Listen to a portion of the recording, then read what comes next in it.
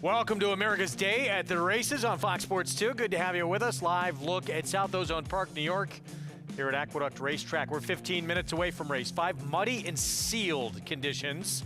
Weather much nicer in Hot Springs, Arkansas. We'll check in with Richie Migliore, Megan Burgess. No Richie today. Tarmac at LaGuardia. Sorry, you got stuck on that flight. I forgot. But we'll head out there shortly with live coverage in a little bit. They're about 5 minutes to post in race 4. Greg Wolf, you are here, right? Andy Serling? I am not on the tarmac. Okay. Emotionally, 7 hours on the plane for Mig, is that right? I don't know. It sounds like an arduous night. Yes. We'll look ahead to the weekend coming up as well. We have the Whitmore at Oaklawn, always a fun sprint. We have the Jimmy Winkfield here in New York. Yeah.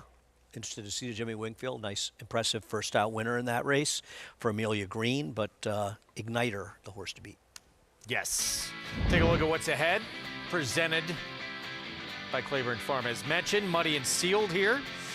Fast at Oaklawn. Race 4 again, just now 4 minutes away.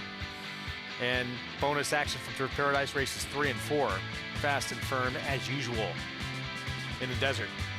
Play it all by getting signed up at Naira Bets. Bet any track, anywhere, anytime. The offer you know by now, most of you, that $200 deposit match new customer bonus. It's sign up when you punch in that code, match 200, and bet any track, anywhere, anytime at NairaBets.com.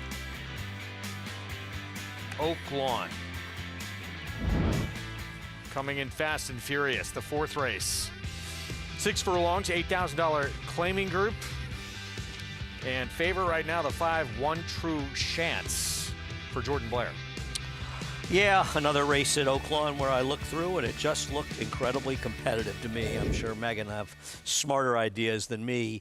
Little surprised that Kunshin Bridge is 7-2. Seemed like the logical one to beat, to me at least. But the 5 is dropping a lot. Love to win. Went by. Actually had a good race on a wet track last year at Oaklawn. Good race at Remington. Spicer red blinkers off. Yeah, I'm not betting. Oh, we're doing the post parade. I apologize. Yeah, Spicer red's cutting back in distance. The race 2 back was good enough. This has no speed. Myria coincidence. Bit of speed went by. Here's Gambler Rocket. Yeah, it looks too slow. One True Chance. Here's the Chance-a-Lot 4-year-old. Problem with this horse is the only good race or reasonably good race in the last 4 was on synthetic. I think overbet. Dropping or not. Fire Brian will turn back in distance. Not for me. Here's Kunshin Bridge, who I thought was the one to beat. I think this horse is going to be favored by post time. I'm going to look at the multi-race bets because this is a massive overlay on a horse that's just the horse to beat off the last couple races. And the tail lights for the level better than looked effort last time out.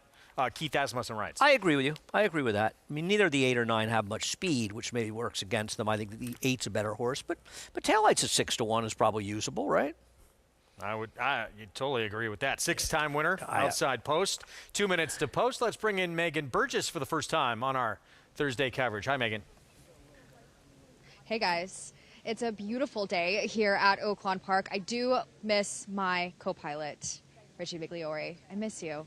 But it's not that cold. This fur coat was looking at me in the closet, and I really wanted to wear it. But it is kind of chilly out here after a cold front moved through. But this race is competitive, as Andy and Greg had mentioned. The number 1 I'll start with from the rail, Love to Win, for a barn that's doing very well this meet, particularly with these lower-level type claimers. Abel Rodriguez Ramirez at a 28% clip. This horse has got speed. That's his main commodity from that inside draw. And honestly, coming off of the bench from back in November at Delta, he looks the fittest out of the 3 horses that I had interest in. He's strong. He's well put together as a sprinter. He was very sharp in the paddock and just continued to carry that through on track. So he's going to show speed. That's his commodity, but he'll have to redeem off of that last effort at 5 furlongs where he was just outrun. I think he's in the right spot. He makes sense on paper, but he will have company on the front end and the likes of the number 5, One True Chance for the Jordan Blair barn now. If you take away his muddy sealed races that were terrible. You realize that the horse just did not want any part of those kinds of tracks, and then you sprinkle in a little bit of a synthetic race and then a no-show effort. He's just a horse that is just gone off form. They're trying to find the right spot for him on the class drop.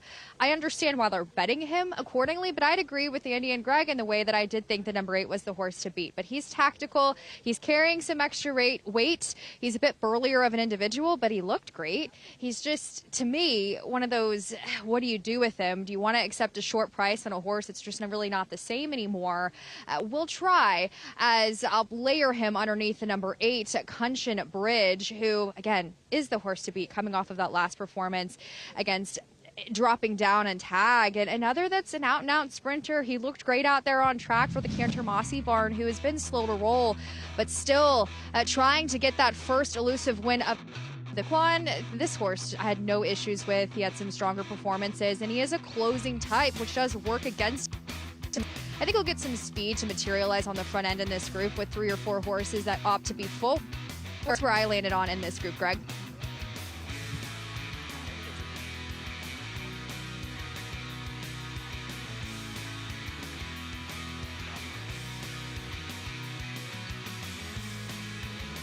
But it's close by post time. There's a look at Kunshin Bridge, 7-year-old, looking for the 8th win of his career. Francisco Arrieta will ride, and price, coming down as we go back to Love to Win. And off the bench now is a 7-year-old. What do we expect? He's not for me. I think he potentially faces pressure from the 3, a long shot Mirror Coincidence, and also or Mirror Coincidence, and One True Chance should be close. He's forced from the rail. Obviously, he can win. I don't like the fact that it seems like his form is better at Lone Star, at Delta, at Remington. I don't like these horses whose better form is away. And it's interesting as he goes to 3-1 because he's a really big favorite. Now, normally that last flash is substantial at Oaklawn, and he probably ends up the favorite. I like Kunshin Bridge as well. My opinion, Oaklawn is fairly mediocre at best, but I thought he was the most logical. The 2, I wanted to ask you about Spicer Red. Some back class, but mainly kind of going longer in his career. I agree, and he just has no speed at all, and he could get so badly outrun in here. But maybe they're moving up front. Maybe it helps him. For what it's worth, Dan Ward turning back in general is a 15% trainer with a mediocre ROI, and at Oaklawn he's had limited success. A huge win for Dan Ward. Majestic Oops, the upset of the meet, beating Nitrogen just last weekend, hoping to see that rematch in the Apple Blossom. Set for the 4th from Oaklawn. Let's go to Matt Dinnerman for the call. Here comes Tail Lights to round out the group. We're ready to go. And we're off. Slow start from Gambler Rocket. Love to Win from the inside, naturally quick with Miri a Coincidence, who strides level. These two step on the gas here. One True Chance not far away as well. Love to Win striding clear from One True Chance and Miri a Coincidence between horses now. Gap of 3. Tail Lights in the 4th position. Kunshin Bridge and Fire Brian they're next. A big gap of 5 to Gambler Rocket. Spites to Red at the tail end of the field as they go into the far turn. Love to Win into that turn. One True Chance is 3 wide. Miri a Coincidence sent hard between them. Love to Win going better than the other 2. Love to Win striding a neck in front. One True Chance being asked to keep pace. These two continue to go at it here as they hit the quarter pole. Big space to Miria Coincidence has lost contact with the top 2. Tail Lights into 3rd. They're off the turn. Love to Win down the lane, switches leads, opens up now. Love to Win. A 3-length lead within a blink of an eye. One True Chance in 2nd. Kunshin Bridge is coming on down the outside. Love to Win with a 16th to go. Still clear here under Ramon Vasquez. And Love to Win lives up to his name. He's now 11 for 31 in his career. 11th win here in his career for Love to Win. Kunshin Bridge 2nd, One True Chance 3rd, and then Spitester Red, who is 4th. Love to Win winds up going off 5-2. Second choice, 7-year-old off the bench, 11 for 31 lifetime. Yeah, he withstood a little bit of pressure. I don't think they were blazing up front, but he did take some pressure there and drew off easily. Wasn't really my cup of tea in here, but got it done quite easily. I'm not sure if Kunshin Bridge got up for 2nd, but the truth is even getting up for 2nd, he didn't do any running. Looks like they may have nabbed second. We'll make it official. He did. Shortly, yeah. Love to Win, though, to win. Has a knack for the wire, this one. He did not end up the favorite, actually. The favorite was Cushion Bridge. He went up at 2-1. But once again, speed helped. I haven't seen the earlier races today. I don't know if speed has been beneficial. We'll get those prices as soon as they post. In the meantime, back to New York. 5 minutes away, race 5. We kick off the final 3 on the card here in New York. And a look here at Rogue Justice, Ray Handel, Christopher Elliott, who was 8-5, morning line 9-2 right now. Yeah, you know, obviously at this level in this field, I mean, I don't think I'm telling anybody anything they don't know. This is not a very strong field, to say the least. If he could run his last figure, and he's run some okay races before, he could win, but you know, I don't know that he's getting the speed lead from Spirit of Esther, who has speed, and he rode a very strong bias last time to exaggerate his performance. He's not for me, but I can understand why others like him. That was quick. What? 5-2 favorite now. He wasn't 5-2 before? Oh, I thought he won. The horse is crazy they're betting is Rose Lisa. They'll bet anybody that Flavien Prat rides if they can bet this horse, who broke his maiden with a 29, or her maiden with a 29 buyer last time. Here is the post parade. We start with Mia Nipotina. Eric Cancel rides. Yeah, didn't do a lot of running and did get some pace to close into last time. Yeah, certainly pace with Spirit of Esther. She ran, you know, well enough to win 2 back, and then last time out she was against much tougher, but she's 1 for 23 at a short price. Makes a nice appearance here, 4 minutes from a start. Rose Lisa. Pratt winds up here off since January 3rd. Yeah, I think if it wasn't Pratt, she'd be 12-1 here. So if you think Pratt's worth it, then have fun. Karis Chianti, Mitchell Friedman barn. Yeah, she just has not run well at all in her recent races, but she was involved in a contentious pace last time. Another speed today. Here's the morning line favorite. We just showed you in that maiden win last start, Rogue Justice. Yeah, I think she's dressed up by riding a bias in her last start, but she does have some back racer okay. I just prefer others. Cha-Cha Ren, 1 for 11 lifetime. I'm going to try this horse. I'm not even exactly sure why. I just thought maybe dropping down. She's been consistently facing some better fields in the air. Blinkers off. Her last win came without blinkers. And that's the fact. Jack on the outside, 1 for 27 lifetime for Dominic Schettino. But does get a decent rider change. I tried this horse last time, and she really just did no running. 7-1 right now. On that 5-year-old mare, those prices, it was Cushion Bridge second, so 185 finish. Love to Win, 11 wins and 31 starts, pays $7.80 for the victory. 3 minutes to post here in New York. Let's check in for the first time with Maggie Wolfendale. And we've got, well, I don't even know what's falling from the sky right now because it doesn't really feel like rain. It might be kind of like frozen something. I'm not sure. Whatever. It's not affecting the track too much other than the fact that we do have a sealed surface. There isn't any lying water on the racetrack, and they do have it packed down quite significantly. So just something to bear in mind here as the races go on. But taking a look at the current third choice on the board, that's number 3, Rose Lisa. For Jorge Abreu, I'm with Andy. The only reason you'd like this horse is because Flavien Prat is riding, and therefore you generally get a shorter price than what you'd hope for. She's just not my cup of tea. She's not that athletic looking, and she just doesn't look great from the overall perspective. And like Andy said, she's just slow on paper. So I'm typically someone who likes Jorge Abreu's horses. She, however, is an outlier. Moving on to your favorite in number 5, Rogue Justice. It's actually the first time I'm seeing her. I wasn't covering her first 2 Aqueduct races. And yes, she was complimented by the bias last time, where she rode the gold rail the entire way around there while setting a tepid pace.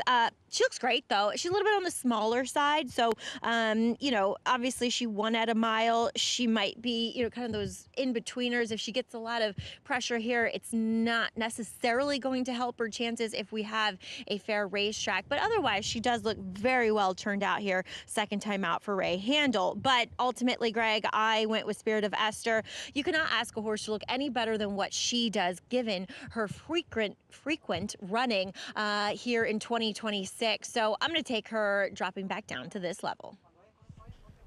All right, Maggie, thank you. Yeah, she looked great warming up. 3-1, Spirit of Esther.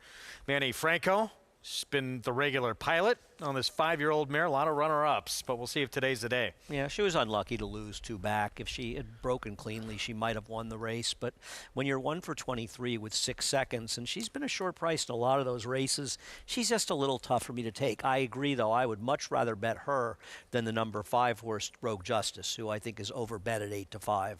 But I'm going to bet a few dollars on the 6, Cha Cha Ren, who, as I said, last win was last time without blinkers. Now, she was with Brad Cox then, and she was 25 cents the dollar, so let's not get excited. She had some subsequent efforts that were fast enough to win here. Her recent form seems to have tailed off a little bit, but in this field, I just wanted somebody at a bit of a price that I could make a modest case for, because honestly, I don't like the 5. I'm not, I picked her 3rd. She could win. I never bet her in a million years, and I can't bet Spirit of Esther, who just doesn't win.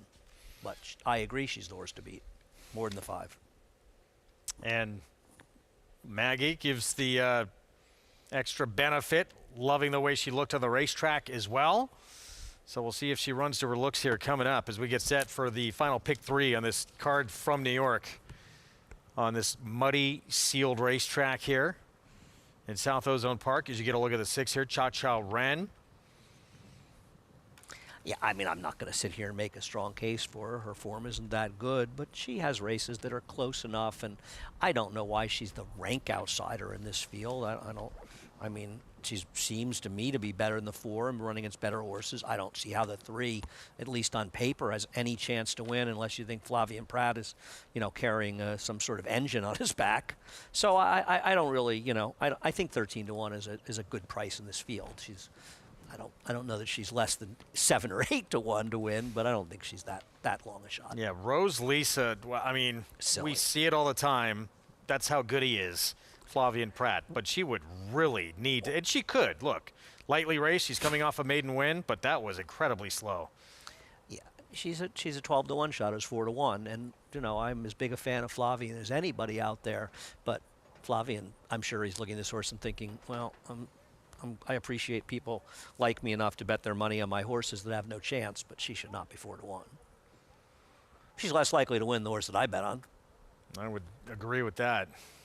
And I'm not saying my horse is a huge chance to win. I just think she's slightly better than 13. The power of Prat and his success, winning at 31% at the meet coming into today.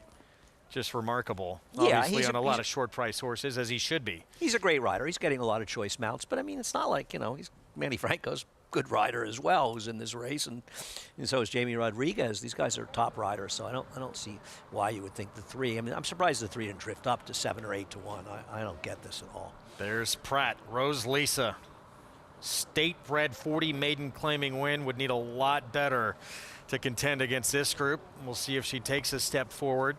Favorite, though, the 5, Rogue Justice, coming off a maiden 20 win for Ray Handel. Let's go upstairs. Chris Griffin, the call.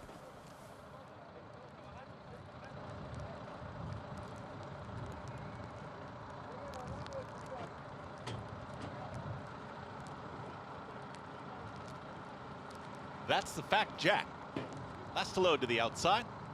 And in. All set.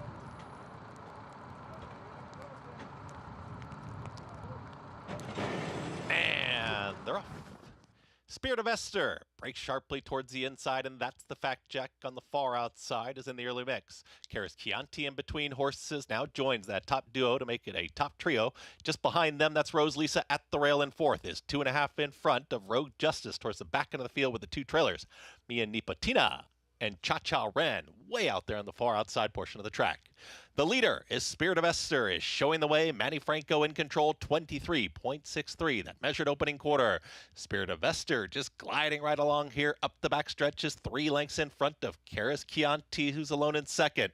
Rose Lisa at the rail in 3rd. That's the fact. Jack has lost some ground. Is there in 4th, dropping back, then comes a Rogue Justice trying to rally on from 5th. Just behind them, Cha Cha Ren starts to make up some ground, and Mia Nipotina is the trailer. They're still chasing Spirit of Esther into the turn, 47.20 for the half-mile time. Karis Chianti is asked to do more here in between horses. Rogue Justice starts to rally on. Ran right by Rose Lisa, who's not finding right now, is dropping back. That's the fact Jack is all in. Cha-Cha ran in the blue cap, and Mia Nipotina has a lot of ground to make up. They reach the top of the stretch, and Spirit of Esther has not come back to the field. Rogue Justice in the center of the racetrack has dead aim now, is coming after Spirit of Esther. Lugs in there, approaching a final furlong. Spirit of Esther's in front. Lugging still is Rogue Justice, trying to straighten up with the momentum. That's the fact Jack starts to rally on late too. Spirit of Esther for a final 16th, but Rogue Justice is towards the outside. Mia Nipotina from far out of it. These two down to the line. It's a photo. Photo finish. Rogue Justice to the outside. Spirit of Esther. Also another photo. That's the fact Jack with Mia Nipotina in 1 minute 40.19 seconds. Rogue Justice runs down Spirit of Esther. Things were going pretty good, and then mid-stretch started to look like she was going to get caught. She did. She just doesn't want to win. I mean, to me, it's as simple as that.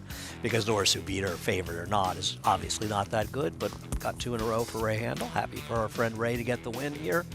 Not a horse I liked. I feel like my 6 and 7 outran their odds a little bit, but they just aren't good enough, you know. And sometimes you try to get these horses home at prices, and they're kind of overlays, but they're still not very good, and they can't get it done. And while the 6 steady mildly in the turn, she was never winning. 5-2-1 finish here in the 5th. Rogue Justice, after taking 9 starts to get that first career win, now goes back-to-back. Christopher Elliott on board for both. And just keeps working away at that margin. Yeah, I mean, Spirit of Esther looked early on like she's going to run away with this race. I thought she was home free, to be honest, and even Spirit of Esther. You know, I thought I had a shot using the 2 with a 6 and 7 and make a little money, but wasn't meant to be. The favorite wins. Prices from this victory. When we come back, we'll look ahead to the weekend race named after an absolute legend, long overdue inductee into the Hall of Fame. And forget what he did on the racetrack, his life off the track. Just remarkable. Jimmy Winkfield's story when we come back.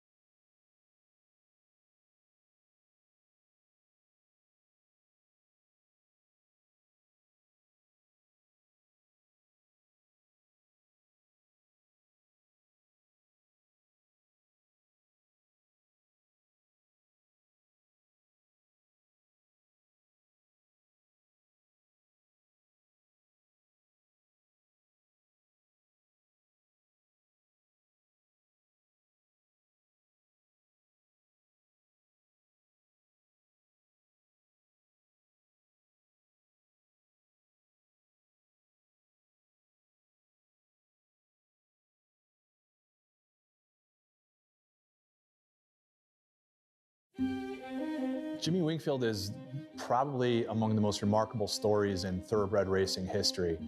You're talking about one of the most accomplished jockeys in a very short span in America, the only black jockey in the 20th century to win the Kentucky Derby, and he did it in back-to-back years. He was only the second guy to do that, following in the footsteps of Isaac Murphy. But his career in America is very short.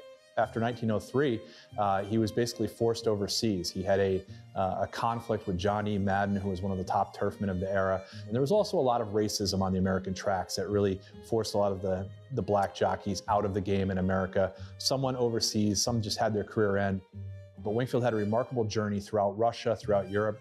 He won over 2,500 races, and then he had success as a trainer. But it's also, you know, the other part of the story is what happened off the track. He had to escape the Bolsheviks during World War I in Russia. He had to escape the Nazis during World War II in France. So he had a remarkable life, and he kind of almost got overlooked, but some historians really revived his legacy. And through that, he was able to get inducted to the Hall of Fame, to have a stakes race named after him in the New York Racing Association. So just a remarkable life, and it's great that his history has been preserved. It's a different sort of history than you see in baseball. You didn't have that one person that broke that barrier. But Winkfield's story as being the last one to win the Kentucky Derby and one of only a few to win it in back-to-back years, I think it's really inspirational, and it's a big part of racing's history. Just an incredible life lived and an incredible talent, and way too long, but finally getting that recognition he deserved in the sport, becoming a Hall of Fame inductee, and we'll run the Jimmy Winkfield this weekend. Yeah, always like we run this race in his honor, but it's not just in Jimmy Winkfield's honor, but there's so many African Americans that had such a huge impact on this sport and frankly did not get the recognition that they deserve, something that's all too, frankly, unfortunately, all too not unusual, I should say.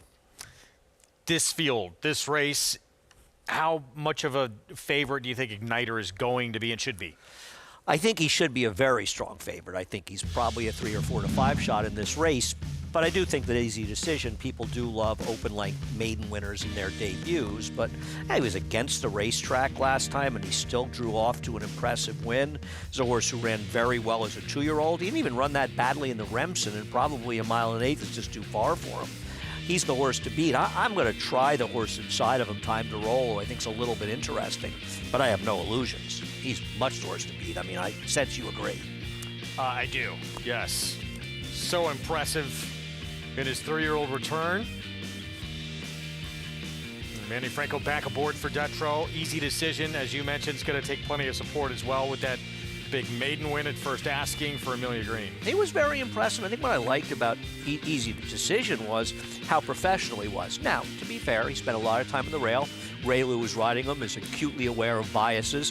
He stayed in the rail, but he went to the lead, and when the long shot went, he let that horse go, and he was professional for a first-timer, you know?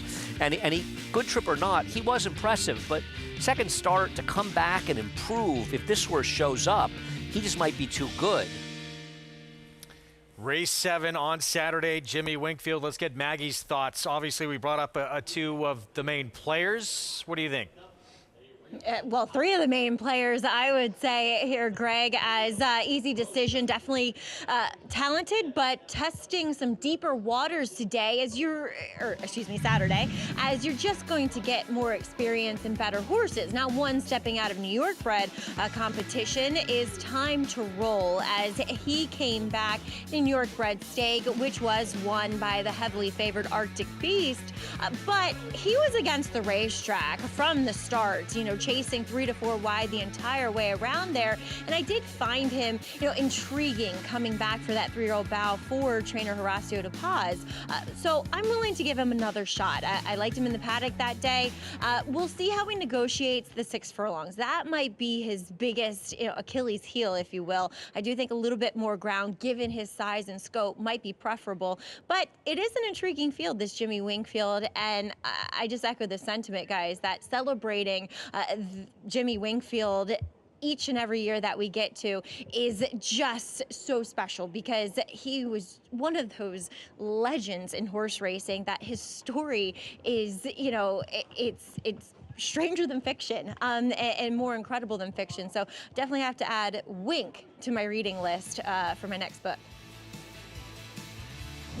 to be a movie made. Everything he went through and persevered through. Remarkable story, I agree, of perseverance.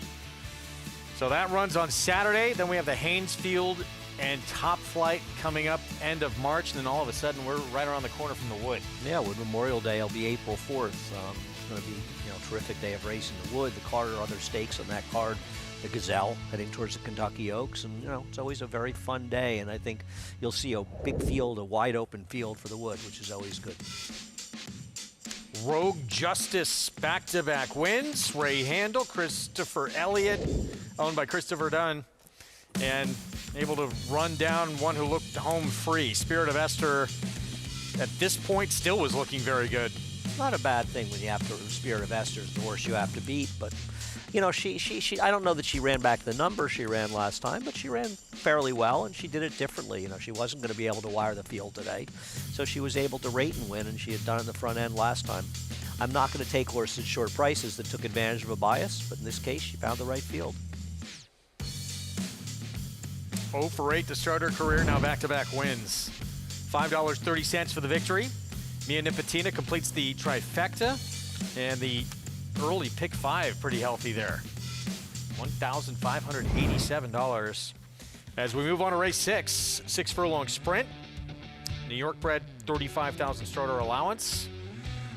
And New York Scrappy in the mud, sealed track back on February 26th. 4 1/4 length win.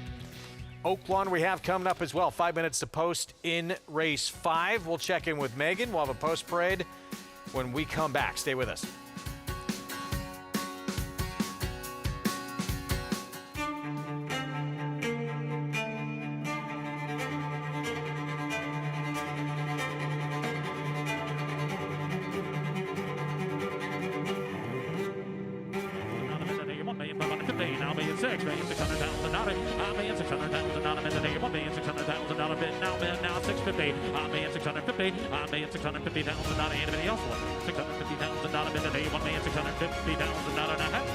$1,600,000, thank you. You bet with Naira Bets. Bet any track, anywhere, anytime. Download the Naira Bets app to play today and get a $200 deposit bonus. Watch live horse racing. Get expert picks.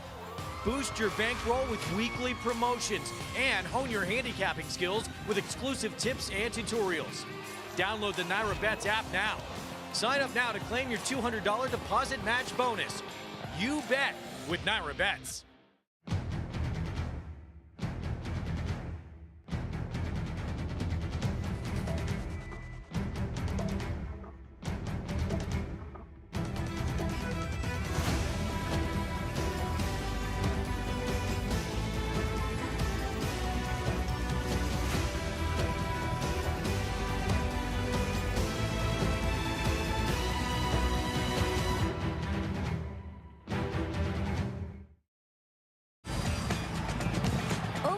Springs is here for when you need to break away, when you want to reward yourself, when you deserve to indulge, when you want to be close to the action. It's all here. So what are you waiting for? Live racing returns with the classic racing season. So plan your stay at Oaklawn Hot Springs and come join the fun. Back with you on our Thursday coverage of America's Day at the Races. It's brought to you in part by America's Best Racing, making the sport easier to follow. Explore stories, betting tips, and race day insights at americasbestracing.net. Race 5 starts the pick 5, and we have Tom Amos showing up with 3 to 5. Showers, who does look like a very strong favorite with a drop in class, but will be coming from fairly far out of it. Yeah. As we take a look at the 2 Queen of Salsa. Yeah, she should be a little bit closer than that one. She's also a little bit slower. She moves up in class. Little Sister Sue, 7-year-old mare, 3 for 42. And also has absolutely no speed, even stretching out. Got dusted by Showers, and that was in a sprint few starts back. Here's Wreaking Havoc. Just another horse. I mean, you start looking through these horses in the races, and you understand why Showers is a big favorite, just slower. Mo Enchanted wants to be forward, maybe tries to pressure the 9, who we'll get to. Yeah, I think she should be in front of the 9, but I agree. They are the two speeds. They could hook up. Peyton's Beauty at a big price. Yeah, she just seems too slow. Her better races are at Canterbury. Huge favorite, deservedly so. Showers for Tom Amoss. The only concern is if you're worried about the big drop down. Otherwise, she's just better than these horses. Used to have some tactical ability sprinting, and then all of a sudden just is nowhere stretching out. Yeah, maybe that's a concern, but she's getting such a big drop here. Here's Crushed Ice for Steve Asmussen. She's another one. At least she's got figures that are close enough to say if she runs her best race, a chance to get a piece. And I thought this one would be in front, but regardless, quick and stretching out. Well, I guess it depends, I mean, if the other rider who doesn't win at a very high percentage is aggressive, he's inside, has speed, I think it's reasonably close. I mean, your feeling, which is fair, coming out of the sprint should have more speed. I like the fact the horse is outside clearly, and the public agrees she's the other horse in this race. Let's take a look at her in action.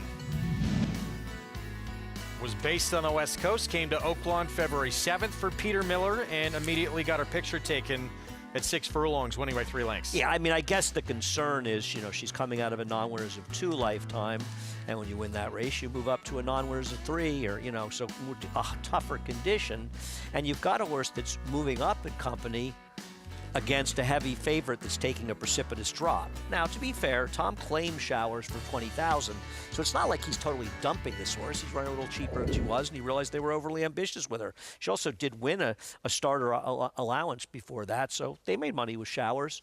The 9's the second choice, but there's a big gap, as you can see, between the 2 odds. Wow, 7-2 right now. Peter Miller having a big meet, too, 28% in Hot Springs. Let's go to Megan. Well, as mentioned, the precipitous drop in class for the number 7 Showers, and Andy made exactly the logical point as this horse was only claimed for 20, and you see that she's coming out of much tougher fields that, to be completely frank, she probably shouldn't even have been in. She's really lost all of her speed that she showed earlier on in those lesser fields. So we'll see if she can return back to being a little bit more forwardly placed as she gets into much slower company. And she does have that speed that she used to show. She's just gone so off form. And in my opinion, I think she's just better than these, but it's a hard pill to swallow. But at the same time, 3 to 5 might be a gift on a horse that does seem much better than these. And I say all of that with a grain of salt. She has taken quite a bit of money in those first level allowance tries in her last 2, but just haven't really fared. She makes all the sense in the world and no argument against your heavy favorite, but I think I am going to take a bit of a shot against her in the number 9 Severe Clear, knowing that Showers at the end of the day is probably around that $20,000 valuation that Tom initially picked her up at. The number 9 Severe Clear has that speed from the outside, broke like a bullet last time out at 6 furlongs, now stretching out to the mile where she's proven on as far as distance is concerned. She looked fantastic. The barn is rolling. I like that she has at least consistent speed and consistent form with a win here at Oaklawn Park, to where Showers hasn't really done a whole lot of running against lesser than here at Oaklawn thus far. She draws well. Again, I loved her physically, and Peter Miller has just been on a heater. I will say, no definitive certain biases, but through the first 4 races, you've wanted to been on or near the lead. Greg? All right, Megan, thank you. 4 to 5 Showers. The drop in class. Tom Amoss, he has Ramon Vasquez aboard. And we'll see what Severe Clear, the 9, and Mo Enchanted, the 5, do up front. When you have a horse like a 7 that's dropping like this, they usually find themselves closer than maybe the last couple races suggested, Matt Dinnerman with the call to kick off this Thursday late pick 5. 2 back, Mo Enchanted, and to the outside, Severe Clear.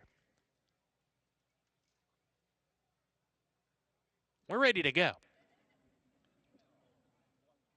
And they're off. Showers a little bit awkwardly away.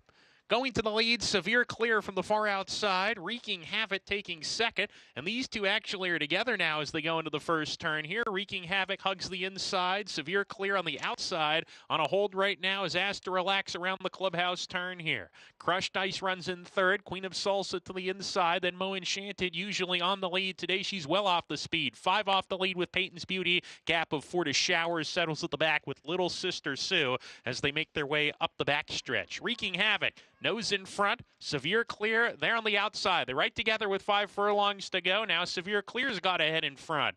Crushed Ice in the third position now. Peyton's Beauty a lot closer. A joint third, 3 deep. Length back to Queen of Salsa. Mo Enchanted to the outside. Another 3 lengths to Showers. She's past Little Sister Sue, who's clearly at the back as they head towards the far turn. Remember, this race will end at the 16th pole. Severe Clear clearing off now. Wreaking Havoc having to take up sharply. Wreaking Havoc when weakening and is dropping out of it. Wreaking Havoc. Severe Clear is left with a loose lead here. Severe Clear a length and a half. Now Crushed Ice is moving closer on the inside. Finds a rail run, and here she comes. Crushed Ice to challenge Severe Clear is under the stick. And in the meantime, Showers at 4-5 is not going to hit the board. Ran her D race today as they come off the turn here. Crushed Ice off this turn, clearly ahead. Severe Clear's second. Mo Enchanted third with a 16 to go now. Crushed Ice on the lead, still clearly ahead by 2. And Crushed Ice is going to do it. Crushed Ice by 2.5 lengths. Severe Clear holds second. Mo Enchanted third. Queen of Salsa checked in 4th. Crushed Ice, Team Asmussen, Steve's son Eric, the 6-year-old mare, gets her 4th career win.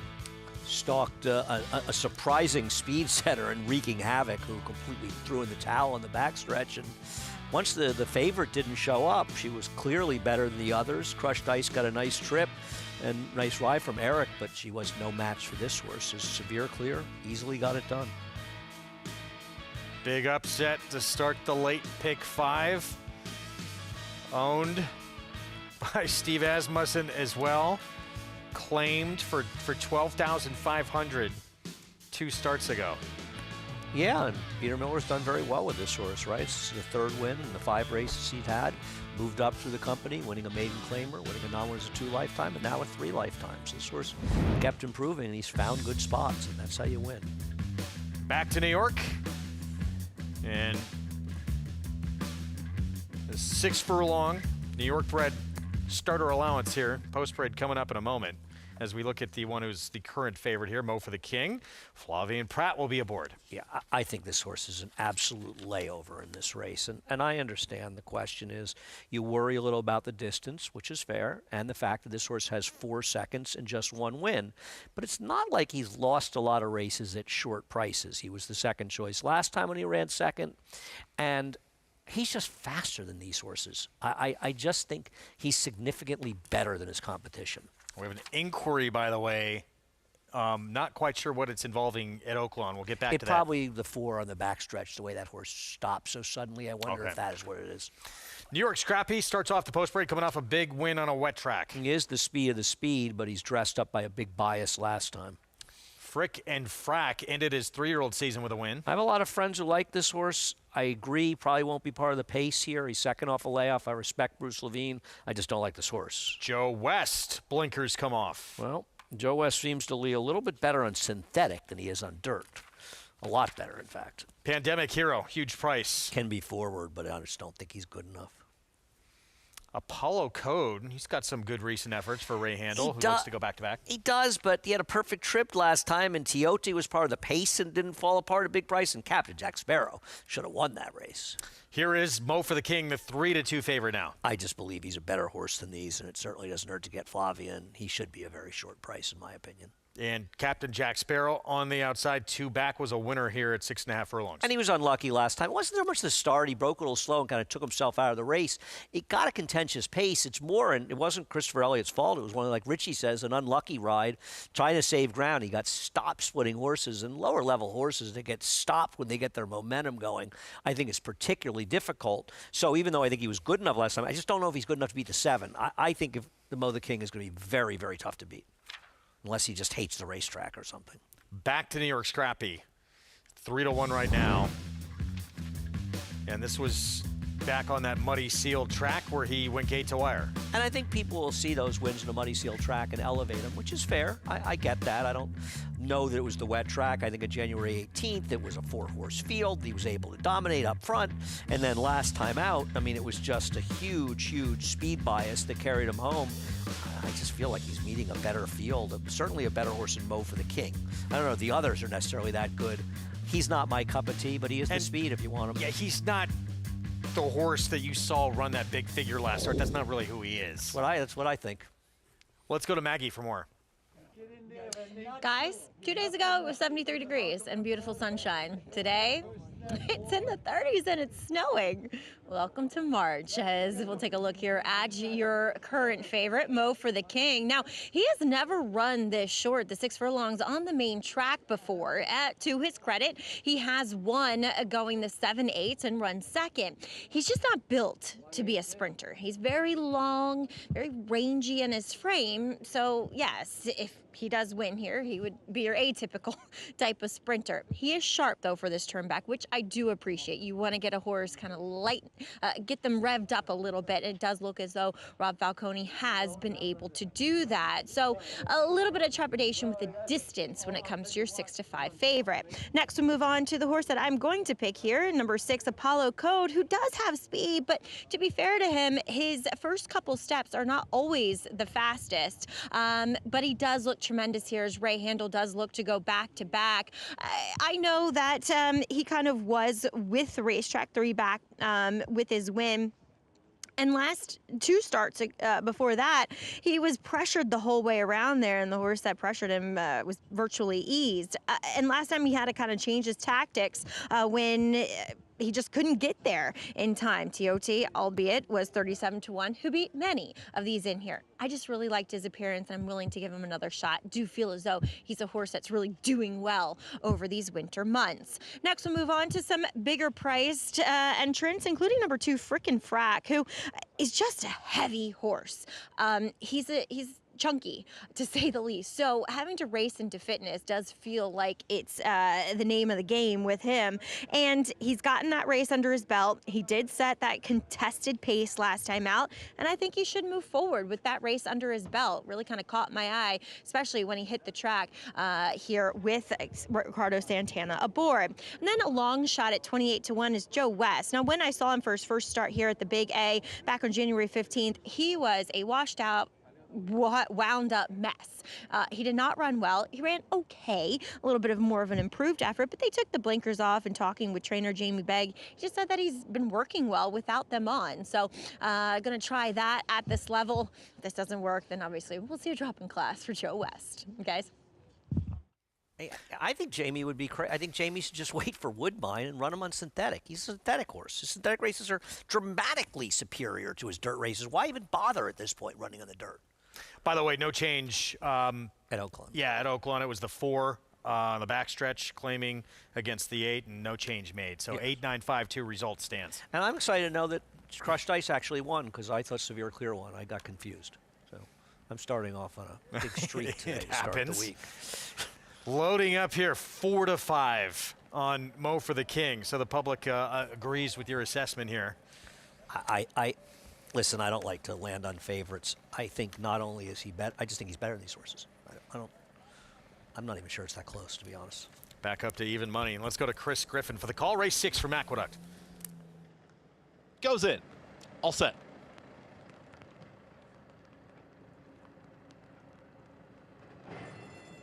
And they're off. Mo for the King has early speed, but plenty of company from in between horses. Pandemic Hero, Heart Sent at the rail. There is Frickin' Frack and New York Scrappy. No easy leads as the front 3 hook up early, and they are moving up front. Down at the rail, it's New York Scrappy is trying to get that position on Frickin' Frack, who's not going away. They're head and head as they approach 4 furlongs left to go. Pandemic Hero takes back 22.02 for that opening quarter mile. Mo for the King in a nice spot there in 4. Starts to progress now towards the inside of Pandemic Hero. From that 4th position is 5 lengths in front of a shoved along Apollo Code. From the back, Captain Jack Sparrow, the closer, starts to make up some ground there with Joe West, who's now the trailer. The front 2 have dueled each other as they reach the top of the stretch, and here comes Mo for the King. Mo for the King. Frickin' Frack is trying to hang in there. New York Scrappy can't find more.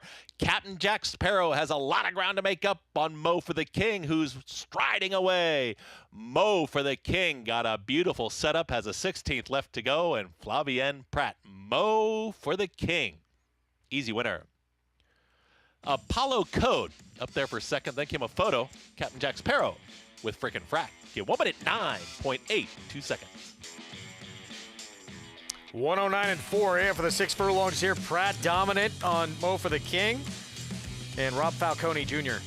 And I think the interesting thing about this, and obviously, you talk about Flavien winning a high percentage. Well, you ride horses like this, you're probably going to win a high percentage. But the difference is the one potential Achilles heel is the horse doesn't maybe want to go this short. He's better longer. But Flavien rides him out of the gate and makes sure he's in good position. So immediately the problem of distance went away. And as we said before the race, and Greg, you and I were on the exact same page, he won like a horse that was just much better than the field. Good trip or not, which he got a very good trip. Wins it even money. Second off the claim victory for the barn of Rob Falcone Jr. Just dominant here. So win for fun on this muddy seal track. 2 for 11 lifetime now. Made even money look like a massive overlay. And I was saying to you when they went in the gate, who would you rather bet, this horse at even money or that slow horse in race number 5 at 7-2? Yeah, it's kind of interesting. This was almost value here. I think it was value. I do. 7-6, 8-2 finish. Prices when we come back.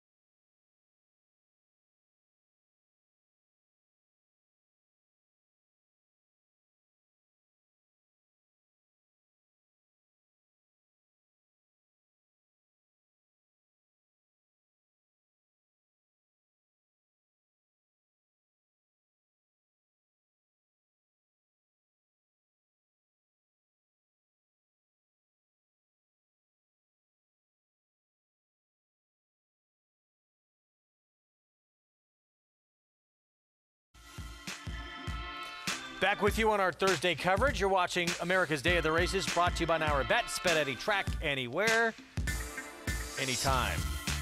Yeah, they're going fast. I used to think when I lived on the West Coast, I thought that's how fast life moved here in New York. Have you adapted and to it? then I moved You're here and I realized chill. it is that fast. You're still pretty chill. You consider yourself still a West Coast? I mean, you're a West Coast guy, right? You've adopted. Wow, you're not giving me East Coast status? No, I'm saying you've adopted it, but what do you think of yourself as? I mean, to me, you're, I original West Coaster, but current East Coaster. You like it here on the East Coast. I love it here. Yeah. Mo for the King loved it today. Dominant against this field. Pratt for Rob Falcone Jr. And this was no contest. Yes, got the win for Rob. I don't know if Rob is here or he's in California. I wouldn't blame him if he was still in California. But he's got that good filly out there that she's remained undefeated. The turf sprinter, whose name escapes me, who's won off the turf and on the turf. She's done well out there. $4.04 for the win. Apollo Code, Captain Jack Sparrow, a long way back in second and third. And Pratt with his first winner of the day. His career's over. Probably hang it up. Probably retire. Back-to-back Eclipse Award-winning rider. On the board, race 7, one-turn mile, $16,000 claiming race. We close out the card here in New York with this 3-to-1 favorite. You see, 3-to-1 favorite. Secured Landing, coming off a win last out. And I think is favored slightly in the multis, but it's fairly competitive if you look through some of the potential payouts here. Well, this news just came out, happened the other day, announced by Denali stud Serena's song at 34 years old. Sad news, has passed away, but lived a very long, productive life. $3.2 million in earnings, 11 Grade 1 wins, the first filly ever to beat boys and win the Haskell. I think she's beating Heavenly Prize in this running of the Beldame. The next year, I think she got run down by Yanks Music, which we showed recently when Leo O'Brien passed. And if you were around when she ran, you are well aware of what a remarkably good racehorse she was. First of all, beating Heavenly Prize is no mean feat, but she held her form for an incredibly long time, and Wayne Lucas, who trained her, just ran her in so many tough spots. I remember getting beaten in the wire in the Whitney by Mahogany Hall. I believe she beat the boys in probably the Monmouth Invitational. It became the Haskell. I don't think they changed the name. They changed the sort of the races around, but as a 3-year-old, she won, I want to say, the Jim Beam, which became the Spiral, which became the Jeff Ruby Stakes when it was on dirt against the boys. Just an incredible racehorse who lost that photo to Flanders and the juvenile fillies dirt, and that was unfortunately the great, talented Flanders. But I don't love the way the word great is thrown around. She was great. She was indeed great. Champion 3-year-old filly in 1995. Those Silks, fans of the game remember Bob and Beverly Lewis, trained by the great D. Wayne Lucas, as we head down to Maggie and losing truly a tremendous mare who's an incredible brood mare as well. Exactly. She had several as graded stakes winners to her credit that she produced, 4 to be exact. So she did great things even after her time on the track was done. And, you know, she was only purchased for $150,000 by Bob and Beverly Lewis to be trained by the late, great D. Wayne Lucas. And boy, did he campaign her to some stellar performances on the track, but she wouldn't have made it to age 34 if it wasn't for the care of Craig and Conrad Banderoff at Denali Stud, where she became part of the family there, and they, you know, cared for her, the two of them and their team, and got her all the way to this ripe age of 34. And she was truly the superstar of Denali Stud, where she will be laid to rest. But she garnered so many fans here in the sport, and she truly will be missed, and a life that should be celebrated. A Hall of Famer as well, inducted in 2002, Greg. Yeah, said she will always be known as the queen of Denali. What a career, what an impact on the sport. No, I mean, you know, I've been around a long time, and people that were around when she raced, horses can get a little overrated and, you know, tend to, you know, you somewhat romanticize the past. There's no romanticizing her. It's not just how fast she was. And my memory was that she was running figures in the 115 area over time. It's that she showed up. I mean, you saw that record, 29 for 38, first and second. And she danced every dance against the best horses, the boys, the girls. It didn't matter. She always showed up. She was just an incredible racehorse. Passes away at ripe old age of 34. And as Maggie mentioned, we'll be buried at Denali Stud. We're going to take a timeout. We'll be back just around the corner. Summer at Saratoga. Get your tickets for Belmont Week, June 3rd through 7th. We'll talk more about it when we come back from a timeout. More coming up when we return. We're 19 minutes away, race 7 here in New York.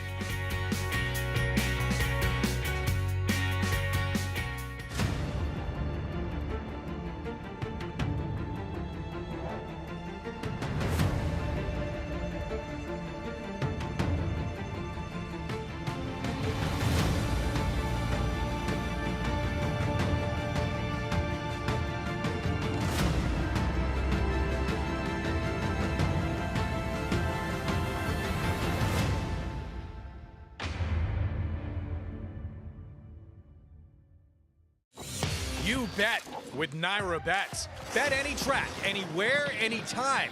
Download the Naira Bets app to play today and get a $200 deposit bonus. Watch live horse racing. Get expert picks. Boost your bankroll with weekly promotions and hone your handicapping skills with exclusive tips and tutorials. Download the Naira Bets app now. Sign up now to claim your $200 deposit match bonus. You bet with Naira Bets. Gunrunner is the sire of 16 millionaires and 12 Grade 1 winners. Last year, he sired $17 million yearlings, including the Keeneland September sale topper. He was the sire of the $2.2 million Keeneland November weanling sale topper as well. Gunrunner was the co-leading sire of 2-year-old Grade 1 winners, including Breeders' Cup Juvenile Fillies winner Super Corridoro. Gunrunner, breed true. It's America's original sport, and no one covers it better than americasbestracing.net. From the sport to the lifestyle, the best races, horses, and destination venues, cocktails, gambling, fashion, and more. americasbestracing.net is a sport for you.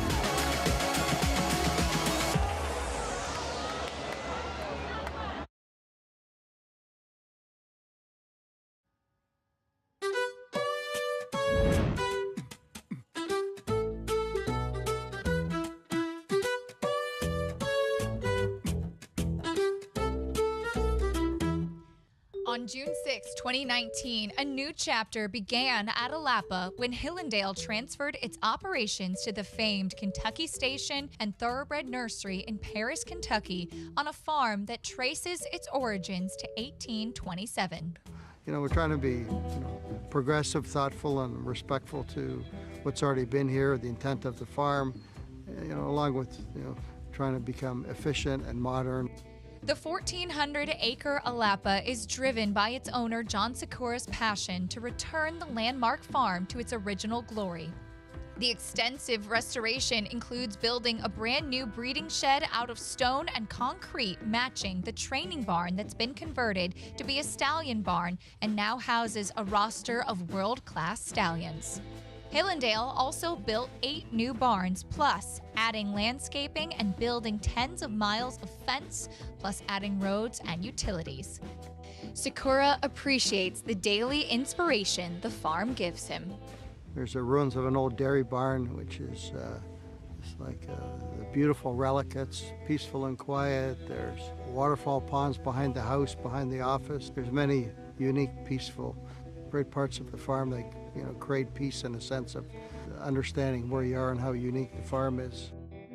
Sikura is now focused on making new history at Alapa.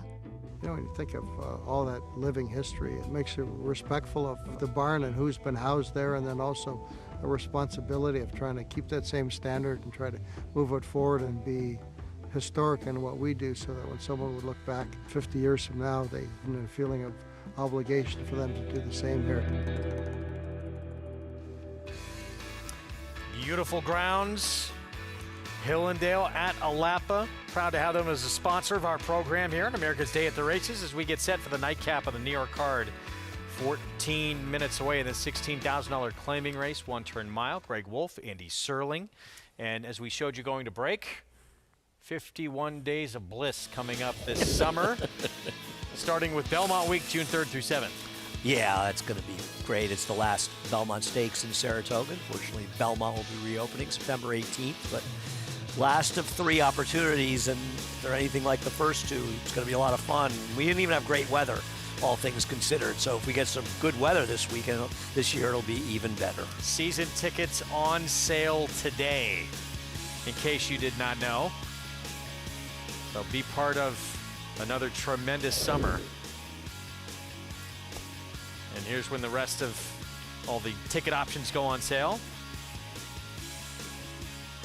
You should have those memorized by now, Greg. I take full advantage. Lots of people love to visit during Saratoga season. Yes. And they all want tables. That's why I have an apartment the size of the desk that we have here. All right, hope to see everyone there this summer. final Belmont Stakes at Saratoga, and we get a lot of it this summer. It's going to be a lot of fun. Back to Oaklawn, race 6, 7 minutes away. 6 furlong sprint in this Arkansas bred $20,000 maiden claiming sprint. And we're going to see in our post right here the favorite first here in a moment. What? Leeward Jack. Really? Cutting back in distance. Really? He can go his own way. 5-2 on this horse? What? Yeah. Am I looking at the wrong race? No, he is the 5-2 favorite. That has to change. I'm going to take a look and see what the multis look get like that because at that's all. insane. Butch is a contender at 8-1. Shouldn't be 8-1. Viney finished right behind Butch last start. Another contender. Here's first-time starter Mo's Flying Low. Yeah, not taking any money for a horse with not a lot of pedigree. One full rail a couple times. Flat out blessed. Blinkers on. Didn't have this horse a contender. First-time starter, Perfectly Harvey for Danny Pish. We did see Danny Pish win with 2 first-time starters in one card recently. Polar Wolf is a player for John Ortiz. New gelding. The only concern with this horse, who I agree is very logical, is the barn has been very, very cold. Rebel Charlie has had 3 starts and has been nowhere. No, they have not been good ones. Not Bernardini, but Bernardi has not had the same kind of success. Related to Herschel Bernardi? 22-1, 0 for 2 so far. This has been nowhere close. Fosforito, start number 2. No running against Lesser at Delta Downs last time. Comes back to run with Archie Breds the first time. Bet on Tiz has not shown much in 4 tries. Yes. And then way the horse to beat, right? Oh, this horse is going to be an overwhelming favorite by post time. I mean, this horse is going to be about 8-5, I think, by post time, looking at the multi-race bets. This horse is, I'll put it this way, this double is paying $18.50. The next lowest is the 2 at $44.70. The 2, 3, 6, and 7 took a reasonable amount of money. The 1 will drift up quite a bit. I had the race open to 2, 6, 7, 12. But I agree with you, the 12, 2 and 12 are the 2 I would want. I just don't get Fleetwood Jack. Babel, let's look at Butch and Viney. Odd going on with that. They met back on February 16th. Butch finished second, and 2 1/4 lengths behind was Viney. Yeah, I mean, Butch didn't have a great trip in there, but on the other hand, Butch was turning back in that race. But you look at his last 2 races going the 6 furlongs, and they're both good enough. And he has had 8 chances, whereas Dawson James has had 6. I think Dawson James is slightly more likely to win, but with an inside post, I'd rather take a much bigger price on Butch. I thought they were the main 2, and obviously the 6 a wild card. And listen, I think that Polar Wolf is dangerous, but that barn, I'm just sort of waiting for them to heat up again. But they were winning races in such abundance, it's not surprising at some point that they kind of tailed off, and I have no idea where that. Maybe, is it possible Stevie Nicks made a big bet on Potentially. That's the only thing Fleetwood, maybe? would make this make sense. Here's the one who should be a massive favorite, Dawson James, the outside post, and a repeat of the last race. Should easily win here. This was February 16th, first start of the 4-year-old campaign. He's better than these horses on his best races. If you're somebody who's a little scared of betting horse those outside posts, but he's also potentially the speed. I mean, it's not going to be impossible, depending on the firster, that if he doesn't clear, he should at least be able to get over, right? I don't think he projects to get a wide trip. He's pretty quick early. He's the horse to beat. He's going to be a heavy favorite. Don't get excited about 3-1. You're not getting 3-1. It's not going to happen, right? Let's send it out to Megan. Well, I thought this was a pretty contentious lower-level Archie bred claimer, and I'll start with going between the number 2, Butch, and the number 3, Viney, who physically, I much preferred Viney, who, as you just saw, finished well behind Butch in their last meeting. But Viney was coming off a pretty strong layoff there, and having not been seen since May, a 4-year-old cheaper horse needed the race and was dropping out of those maiden special tries where he didn't quite fare. The 2 Butch was very sharp and rangy, doesn't carry his weight very well. I just wasn't impressed by what I saw, all knowing that his last performance makes him an absolute player in this spot. I think that he doesn't look like a horse that's an all-out sprinter whatsoever. As I mentioned, he has that leg to him.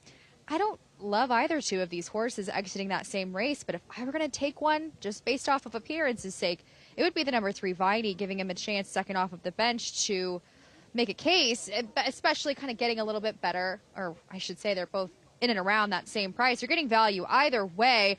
I'd agree, though, as far as the number 12, Dawson James, being the horse to beat. But the number 7, Polar Wolf, last time out. I sat on the desk with Meg. Looking at him, I said, wow, that horse is due for a gelding. He's a burlier sort. He's heavy-bodied, just clunky and slower. I mentioned, again, that I just think that the gelding him was going to really free him up, and he does. He looks a bit more tucked up. He looks a bit more refined than he did last time out, and a little bit touch more streamlined, but that is an exaggeration because he's just the opposite of that word, but he just looks better for it, and he's a little bit sharper, hoping that he can get into the race a bit more. He hasn't shown any speed in both of his 2 sprint tries, but he makes a lot of sense, and you're getting a fair price up there at 5-1. Number 12, Dawson James, who I ultimately use. I'm going to use underneath Polar Wolf just because I'm really interested to see Polar Wolf with that gelding angle. He's the horse to beat. He's got speed from the outside post. To me, he and Polar Wolf looked best in this group. Again, he has the speed from that outside draw where he negotiated kind of from a bit wider of a post last time out, not widest by any means, and he took a step off the bench. I have no issues with him, but at the same time, in these lower level Arkansas bred affairs, bombs away and can go off at any moment with some of these big prices lighting up the field. So I don't think the 12 has any overt advantage on this group, and I was hesitant to take 2-1 on him. Greg? All right, Megan, thank you. That price coming down on the one we expected to take all the money, Dawson James, as we look at Polar Wolf. Start number 3, the new gelding, and according to Megan, has paid dividends. Well, I mean, the ultimate equipment change. He's obviously makes some sense as a second-time starter. That barn has been so cold. That's the one thing that concerns me, especially considering how hot they had been for a while. I would say with Viney, I think Viney's a little better than I first looked because it is second off a 9-month layoff. And if you look at his races 3 and 5 back, fast track races, he's running figures that are fast enough to win this race. So while I agree with you that the 12 is the horse to beat, I think both the 2 and 3 are reasonable alternatives, and I can understand the thinking on the 7 as well. And who knows, maybe the Firster. I mean, the Firster's getting bet. The only question with the Firster is did people miss the wedding with him winning with 2 Firsters in a day? And weddings. Yeah. Still significant money on the 1, yeah. Which I just... He's going to drift up because so much of the pool is going to come in the last flash, and virtually none of it is going to be on him. I can't imagine that the computer guys are looking to bet a horse like that. He makes no sense. So we'll see. We'll see what he drifts up to, but I'll bet she goes up to about 8-1 by post. If not had higher. blinkers on for one race, going long, took him off, and then a bullet gate drill coming into this start. Who? Fleetwood Jack. Oh, I don't have that work. When quickest did he work? of 75, 47 and 3 out of the gate. Well, maybe that's why he's getting bet, because his PP certainly give him absolutely no chance here. There's the big favorite, the 12, about to load. Dawson James with Walter De La Cruz. Let's go to Matt Dinnerman for race 6 from Oaklawn. Perfectly Harvey in the red, white, and blue. 2 back, Bet on Tiz and Dawson James. Here's Bet on Tiz coming up. Dawson James to the outside post. He's currently 9-5 on the board here, Dawson James.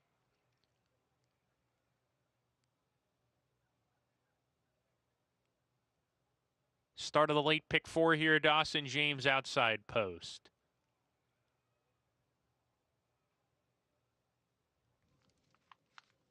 We're ready to go. And we're off. Uneventful break.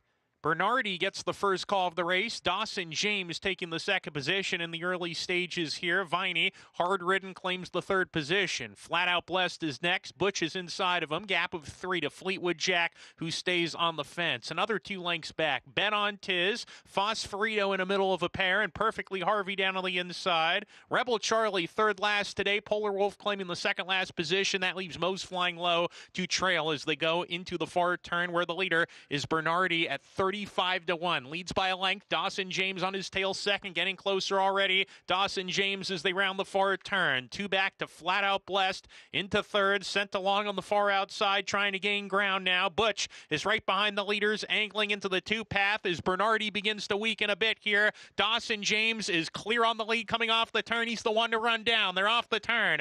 Dawson James is the leader here. Flat Out Blessed isn't going to get it. Up the inside, here comes Butch with a nice rally. Butch after Dawson James in the final 16th. Butch skimming the rail on the inside. Dawson James loses the lead to Butch. Butch is going to come home to win it under a rail skimming ride by Joshua Radasevich. Second home was Walter De La Cruz and Dawson James. And third home, Flat Out Blessed. Butch outduels the favorite Dawson James 5-1 over 6-5 for the win as we go to New York. 9-1 when they broke from the gate. 5-1, but 5-1 still a fair price on this horse. 6-5 on the 12. Snow, I believe, coming down. It was in the 70s. For people that are Yesterday, wondering that aren't in the East Coast, it was the last 3 days. It's been gorgeous here. That's all right. We're closer to the end than the beginning, that's for sure. We're up to Sagamore Mischief. Jose Lezcano, rider change for Gustavo Rodriguez on the floor. I thought this horse was dangerous, but has to deal on the front end, all likely with Suerte. Secured Landing, major player. I do not bet horses off of good figures at Penn National. I think this horse is a dubious short price. Lots of Trouble went by 5-1. I like Lots of Trouble, who's been against the track 2 straight times, dropping down. Sharp Spark, Cantor Machi Barn, second off the claim. I think this horse is overbet at 8-5, but has races that are good enough. But I'm not sure why this horse is a heavy favorite. It drops from 30 to 16. Yeah. But it was claimed for 16 2 back, Yeah. so it's not like he's. I don't quite get this price, to be honest. By this one, Suerte, although had a stumble out of the gate. Yeah, we'll see how much speed pressure he gets with the 4. If he can clear, he can win. And Quiet Wisdom, this will be off the claim for Wayne Potts. I thought he was a little bit dangerous for Wayne Potts, who, his barn's had a decent enough winter. He's got races that are good enough. There is Manny Franco, only has to brave the snow for one race, and then his day is done. He and the others probably cannot believe it's snowing. So the great weather was when we weren't racing. Yeah, exactly. Let's go to Maggie. I'm okay with that. I got to enjoy some nice weather without working. As I am probably the only one on our team that doesn't actually mind standing out here in the cold, miserable, wet. As we'll take a look here at your favorite, at 8-5 is Sharp Spark. I don't really get this horse.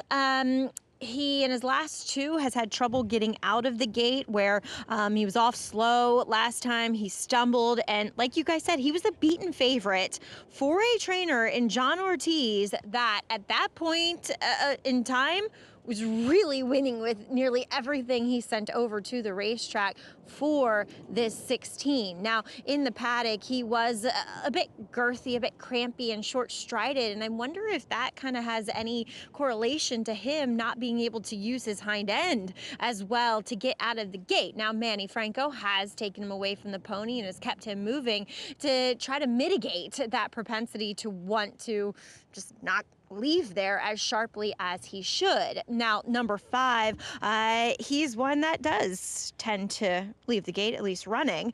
Secured Landing, he will come back to the NYRA circuit here this time around for Jamie Ness, but I have a little bit of a problem with him, as at least on paper, he kind of represents himself as a need the lead type of runner. And to be honest, his first few steps aren't the quickest. He was really hustled to the lead at Penn National last time out, and he has to deal with Sagamore Mischief and Laughing Boy to his inside. So we'll see how he does there. As far as the appearances, wish he looked, he just has that wintry look to him that some horses, it doesn't really matter, but it is what I'm seeing with him, at least physically. Now, the horse that by far looked best in the paddock is number 6 in here for Rob Atras. As you heard Andy say, he was against the racetrack, especially in his last effort.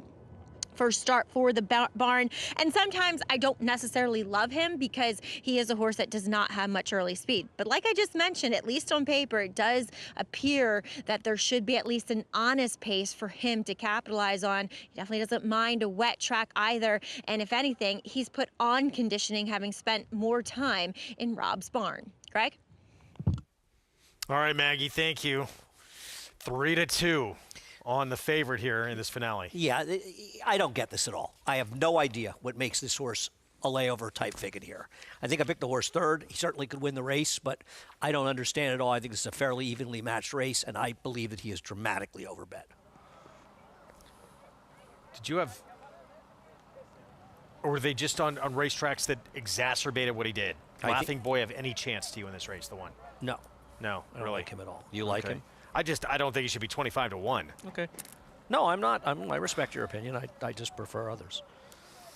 Nightcap from New York, still plenty to come from Oaklawn. See what happens here to close things out. There's the favorite, Manny Franco, 3-2. Sharp Spark, I'm with you. It just doesn't. doesn't. Others to like. I don't. Maybe there's a story or something, but based on the past performances, I don't see this horse having any demonstrative edge whatsoever in a pretty competitive race. Chris Griffin, the call to close things out here in New York. Moving in. And Quiet Wisdom. Last hello. Quiet Wisdom goes in. All set. And they're off. Good beginning to the inside from Sagamore Mischief. Puts a nose in front. Secured Landing in the early mix too. They're going to be 1-2 with At the Rail trying to move forward. That's Laughing Boy. Now taken back with Secured Landing. So it's a lone leader, Sagamore Mischief and Jose Lescano up by a length and a half, almost 2. Secured Landing now moves forward with Suerte. They'd trouble in tandem, second and third. On the far outside, Quiet Wisdom's fourth. At the Rail, there comes Laughing Boy. In between horses, here comes Sharp Spark, and they are tightly packed now. 23.14 for that opening quarter mile. Lots of trouble is the trailer. Sagamore Mischief still with a neck advantage. Secured Landing now a stalking second. Suerte 3 wide. Very wide, Quiet Wisdom is going to have a wide run as they approach 4 furlongs left to go. In between horses, Sharp Spark will need some room, is trying to muscle on through there from 5th. At the Rail, that's Laughing Boy, and lots of trouble. Is going to have to pass them all. They went 46.35 for a half-mile time, and Secured Landing is now put a half length in front of Sagamore Mischief. Finding room is Sharp Spark, is trying to muscle on through now, is in the 2 path, but Secured Landing is coasting along, approaching a quarter mile left to go. Still trying to run on, while wide, Quiet Wisdom, lots of trouble from the back.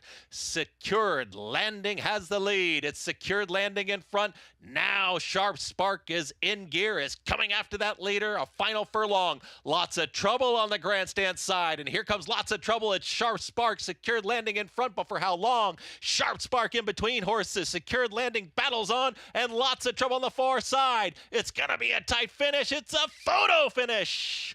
Secured Landing to the inside. Sharp Spark, lots of trouble. Finished third in 1 minute 38.37 seconds. Looks like Sharp Spark to close things out here on this Thursday card in New York. Well, I don't think it's surprising he won. I don't think he won like a 3-2 shot should. And when you consider the way the race was run, and I didn't like Secured Landing, it was a very tough beat for him because he ran extremely well on top of a pace that basically fell apart.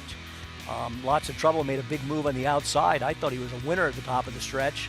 He just kind of couldn't grind out the victory, and a nice ride, a nice trip by Manny Franco and Sharp Spark. Gets it done, 3 across the wire. You took 3-2, you cashed. I'm not sure that was a good bet. Manny Franco, Cantor Machi Barn, 5-year-old gelding, wins for the 5th time, 19 career starts, and yet 3-2 on this favorite to close things out here in New York. Yep, got it done. 3-2. Good race, though. Son of Classic Empire for the victory to get by this 5 for the win. Secured Landing ran very well in here, and I say that having not liked him at all, but he really ran well. I think he was best. But good ride by Manny. Another good ride by Manny. Really had a terrific winner. So 3-2 on your winner, 8, 5, 6, 10. And we'll have these prices coming up momentarily. All top 4 finishers moving to new barns out of here. I wish them all luck. 3-2. Sharp Spark, your winner to close things out in New York.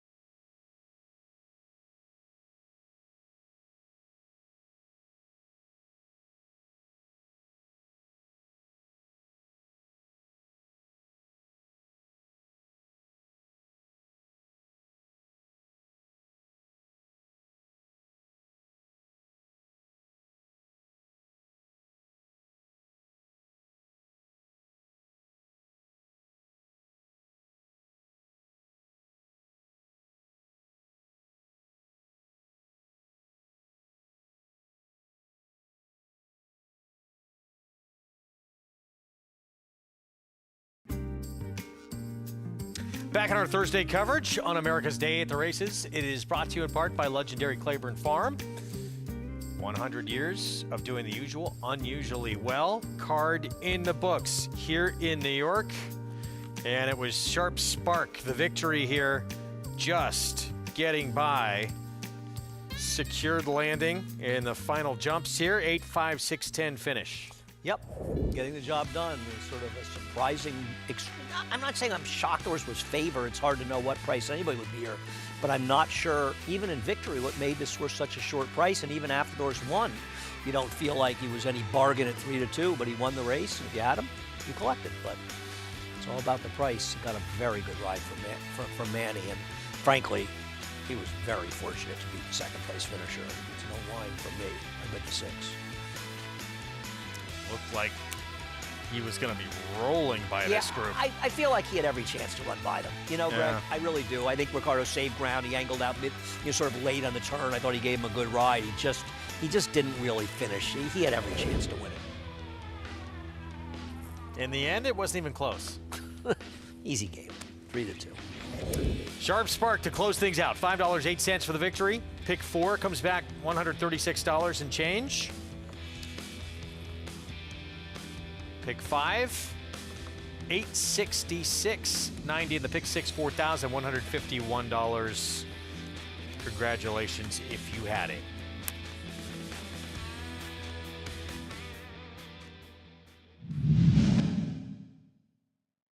Good cheer, and Ballerina Doro comes roaring up on the outside. Good cheer now. Good cheer has taken the lead as they come into the final furlong and is opening up late to a 3-length lead as they come down to the wire. It is going to be Good Cheer, the undefeated filly, to win the Kentucky Oaks. Pretty incredible start to a career. 7 for 7. And then a complete and total flop afterwards. She did run second in the Alabama, was decisively beaten by Nitrogen, and I was way against her in the Oaks and obviously lost, but I felt like after that race, she's a horse that she never really improved. She just ran well enough to win races, and she ran very well in this race. I thought it was a well-deserved victory. She wasn't lucky to win, but she really kind of went backwards after that race. We'll see if she regains her form as a 4-year-old. I'll believe it when I see it. Well, this year's division,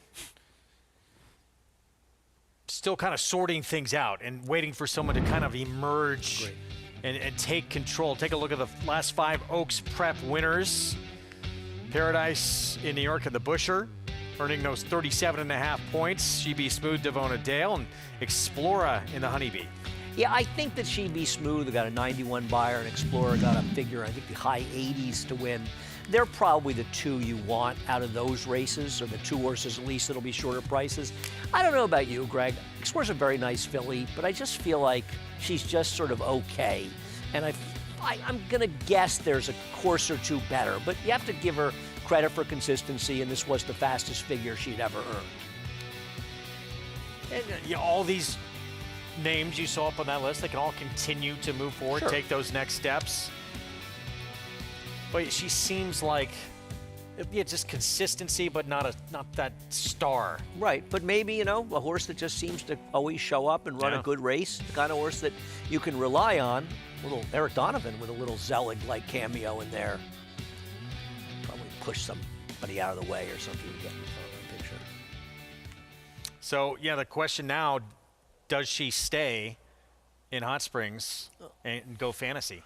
Those purses are so big, I can understand why Bob would be staying or being there. I don't know if she stayed or not. Meg would know better than we would, or I would at least. But I still like Dazzling Dame. I'll tell you something, this was not a bias when she won this race. It's the Busanda back in January. The horse that finished second to her came back and improved her figure 10 points, albeit riding on a good rail, but she at least legitimized this effort with that effort. She's running the Virginia Oaks, a race that had no reason to be run this time of the year, but that's what happens. And she'll go there and see how well she runs, and Brittany Russell has a real chance to win the Kentucky Oaks. I'm a fan. I think this horse is good. Take a look at the Oaks leaderboard. isn't the race, though, that's going to, Explorer got a lot of points, 50 points. She's had the points already. Bella Ballerina, who's, she's Brennan Walsh. She won this race a few years ago with Pretty Mischievous. Another Godolphin horse. We'll see how good she is. She's a player. She'd be smooth, ran a fast race in the Devona Dale. But, Zany is not even on that list. And I'm not saying Zany's the favorite, but she's certainly up there for favoritism. I thought her debut, her 3-year-old debut, a little disappointing, but it's a first start for the year, so you don't want to make too much of it. We'll see her running in the Ashland, and the Ashland is probably going to be the prep that people are looking at the most, wouldn't you say? I'm sorry, what was that? Would you say the Ashland, the Grade 1 at Keeneland, opening day or opening weekend? That's probably the one that a lot of people will be looking at, especially because Zany's in there. And I'm not giving up on Zany, but she's going to have to step forward. Yeah, not one that overwhelmed you. No, but she had run so well in the Demoiselle. She's good. I think the question is if she does step forward. But once again, I don't think Todd Pletcher cranked her up for her best race this year in the opening race at Tampa. Plenty of talent in this division as well in Hot Springs. For more, let's go to Megan. Well, the Cassie duo has kind of cemented themselves as the main stayers at Oaklawn. And yes, Counting Stars and Search Party look to both redeem coming into this year's fantasy. Explorer did ship back to California. Litmus test has remained here at Oaklawn Park for that Arkansas Derby. But back to the fillies, Counting Stars. She was a filly that perplexed her trainer, Mark Cassie, where she ran a complete dud in her 2 starts back effort. I believe that was the Martha Washington, where she just was the filly to beat on her best day. Mark had mentioned that this was their Oaks filly. They really had her pegged highly in the barn and highly regarded, and just mentioned that the weather really had messed things up. And when he saw Counting Stars really engage in that last effort in the last effort in the Martha Washington, where she ran better, he thought, well, maybe she's back on track. It's tough, because which Counting Stars are we going to get in the fantasy? No excuses. The weather has been great. We shall see. I prefer her stablemate French Friction, but that filly hasn't even gone 2 turns yet, as she will try to take on Zany in this Ashland. Greg? Yeah, we get to the end of March, early April, and those are going to be the big days that sort of cement that picture for us going to the Oaks and Derby. Yeah, I mean, there's just, once again, no reason to be, over the moon about any horse. There's so much more left to be learned from the preps coming up, and a lot of big races left to go before the Oaks, which is, the Oaks has taken on importance for some reason because it's Derby weekend.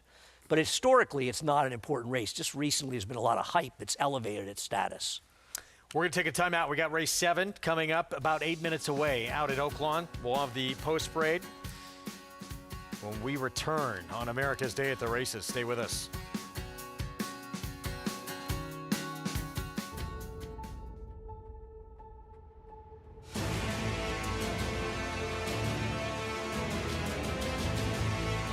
They come on for the finish in the Pilgrim Stakes. Annapolis by a head. It is Annapolis in front. It is Annapolis to win the Coolmore Turf Mile.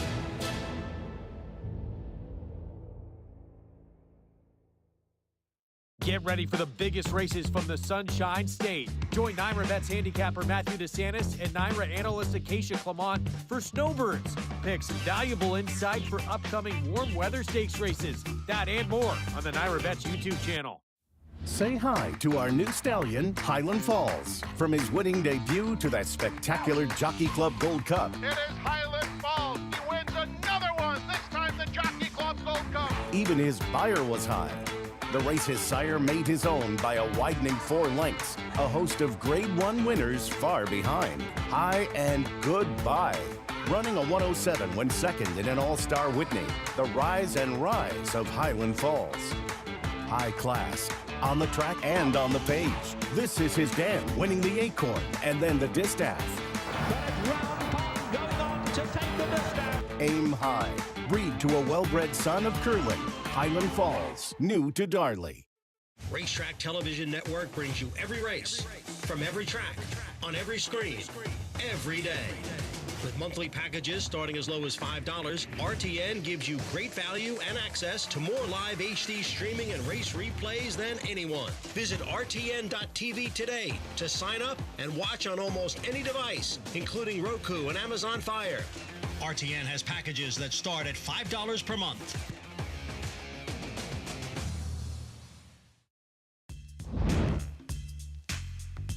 Thanks for being with us on our Thursday coverage here on Fox Sports 2. Race 7, Oaklawn, approaching the 5-minute mark to post this condition $16,000 claiming race, mile and a 16th. And Bolt at Midnight. We'll see momentarily the current favorite. Here's ringside Danny Pish. I thought this was a incredibly wide open race. This horse may be a little overmatched moving up. Tejas had a race that makes him a contender too back, and it was at Oaklawn. I don't disagree. I think there's a lot of horses at big prices that are contenders in this race. Here's the favorite, Bolt at Midnight. I mean, you're going to make him a favorite off a sloppy track race going a mile and an eighth? Okay, not me, but I guess he can win. Montauk Point. You been to Montauk? I've never been. I have. It's nice, right? Briefly. Yeah, I like to go. Good wineries on the way. I'll bet. Here's Great. Brittany's Dream. This one is overmatched. This one's big price. Face value, 8-1, and that was a good enough effort, wasn't it? For I the agree. level? I don't like the trainer change. This is trainer has not great numbers off the claim, and they're not as good as Cipriano Contreras. But I agree. On paper, he can win. Steve Asmussen's son Keith on Curlin's in charge. I don't love the horse coming from Houston and Remington Park. It's been a while since he's run competitive races. I thought this was a huge player, 15-1. This is absurd. I thought both this horse and the 9. Yeah, this horse I agree. dropping down. The 9, major players. The 9 I thought was the horse to beat. How the 8 ran 18-1. one race on the dirt and it was good enough to win. And Sir Exton, I mean, this is crazy, right? Wow. I have the 8 and 9 written down as my two horses, and they're both ridiculous prices. Hey, big in blinkers on. Greg Compton barn. I don't know about the distance, but not impossible. The distance may be too far. Tis wicked strong for Todd Jordan. I mean, I don't really like this one, but he's certainly got back form good enough. Another one claimed away from Cipriano Contreras. And then Magic Grant, 3-1 outside. I don't like this horse. You got a terrible post. Brad Cox has very good numbers. Off the claim of the dirt at Oaklawn, he's 7 for 23, 30%. But it's $1.23 ROI. So these are $4 horses that are winning, at a reasonably high percentage. But I think the 8 and 9 are both crazy value in this race. Completely agree. Let's look at Magic Grant face value though in action. When is this? February 6th. No, well that's not Magic Grant because he came from way back. Wait. So that was definitely not him in front. Luke, confirm. February 6th? Magic Grant came from way out of it to finish second, so he's definitely not the horse to lead. I think that's him on the outside, the number 3 horse, yes. That's Magic Grant on the outside. Yeah, but he wasn't. Anyway, he finished second. He closed to do it. I think he's a dramatic underlay. Greg, I'm gonna bet a couple hours to win on both the 8 and 9 in this race. You have to. And I have to bet a couple hours here. This is insane. What? Maybe Meg can enlighten us and tell us if we're missing something here. We did not or talk where before she is in this. this We race. did not. We had no prior knowledge. We both thought, the 9, the horse to beat. I thought the 8 was a major player too. 13-1 and 19-1 respectively. I am completely mystified as to how these horses are these kind of prices. And I'm going to bet, I prefer the 8, but I could bet either one of them. They're crazy prices. 2 minutes to post in this 7th race. It's very strange. I want to know what Meg thinks of our picks. Here's the top trainers at Oaklawn. Steve Asmussen, 35 victories, leading the way. A lot of starts, as you would expect. He's an action guy. You got to love that about Steve. Obviously, Peter Miller, we've talked about incredible start to this meet. Well, we're past the halfway point. Yeah, getting close to the And Mark finish. Cassie was unbeatable through the first half of the meet. Right, but no matter who you are, you can't keep up that kind of winning percent. At some point, you sort of run out of steam, but he's obviously won a lot of races. Let's go to Megan.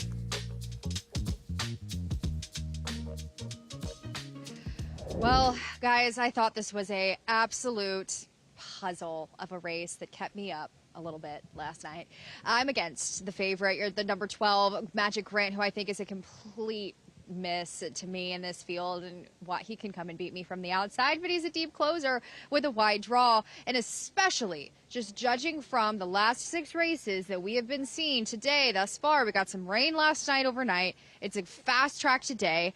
The rail has been playing pretty well, and as always, speed plays well here at Oaklawn Park, and it has played well today with a lot of logical results so far.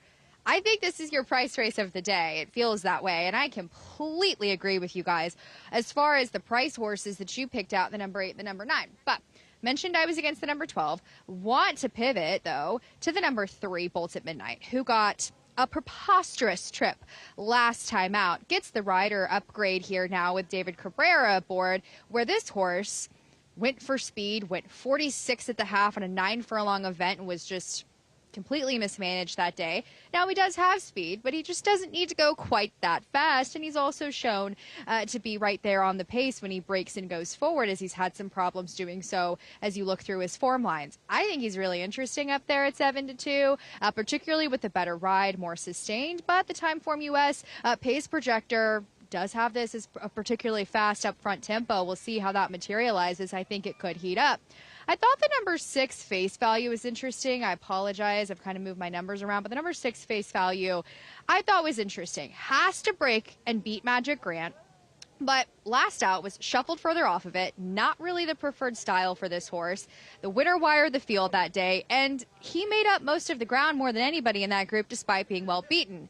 And then 2 back, he was on a clear, decisive pace, but man, did he go too fast, especially for the level. So I'm hoping he can meet a little bit more of a middle ground. Amir Mendoza rode him 2 back when he went too fast, so hopefully he kind of learned a little bit that you probably don't want to go too fast, and he's going to have some pressure on the front end today. Thought he was interesting at a price, but the number 7, Curlin's in charge. I also thought, I agree with Andy, you have to go back through his races to really find some of his better form, but this is the right level, dropping in technical class off of some tries there at Houston. He's back down in class, back to the dirt. He can sit off the speeds. He's tactical, and he broke his maiden with Keith aboard for 10 here, and is a reclaim, which I love to see Steve do. So he interests me up there at up there at 13-1. He was kind of my price horse in this group, all knowing that his form goes back a bit. But guys, this is a puzzle. Pick your poison. What I would say, and obviously Bolt at Midnight, that runoff, ridiculous fast pace last time. I wonder a little bit if this horse ran off on Radosevic last time. On a sloppy track, sometimes these horses get their heads and they just run off because he hasn't really done it in the past. And I'm thinking about what a good ride Radosevic just gave in race number 6 to win coming up the fence. That was an excellent ride. And it feels like Bolt at Midnight was just a runoff. I also worry he's going to take pressure from Face Value, who himself has been a runoff at times going long. 2-1 favorite, Brad Cox outside. I think the 3 ultimately ends up the favorite, but you and Iris in the 8 and 9. Matt Ditterman the call. Here's the 7th from Oaklawn. Point, Hey Bigoon, the next pair.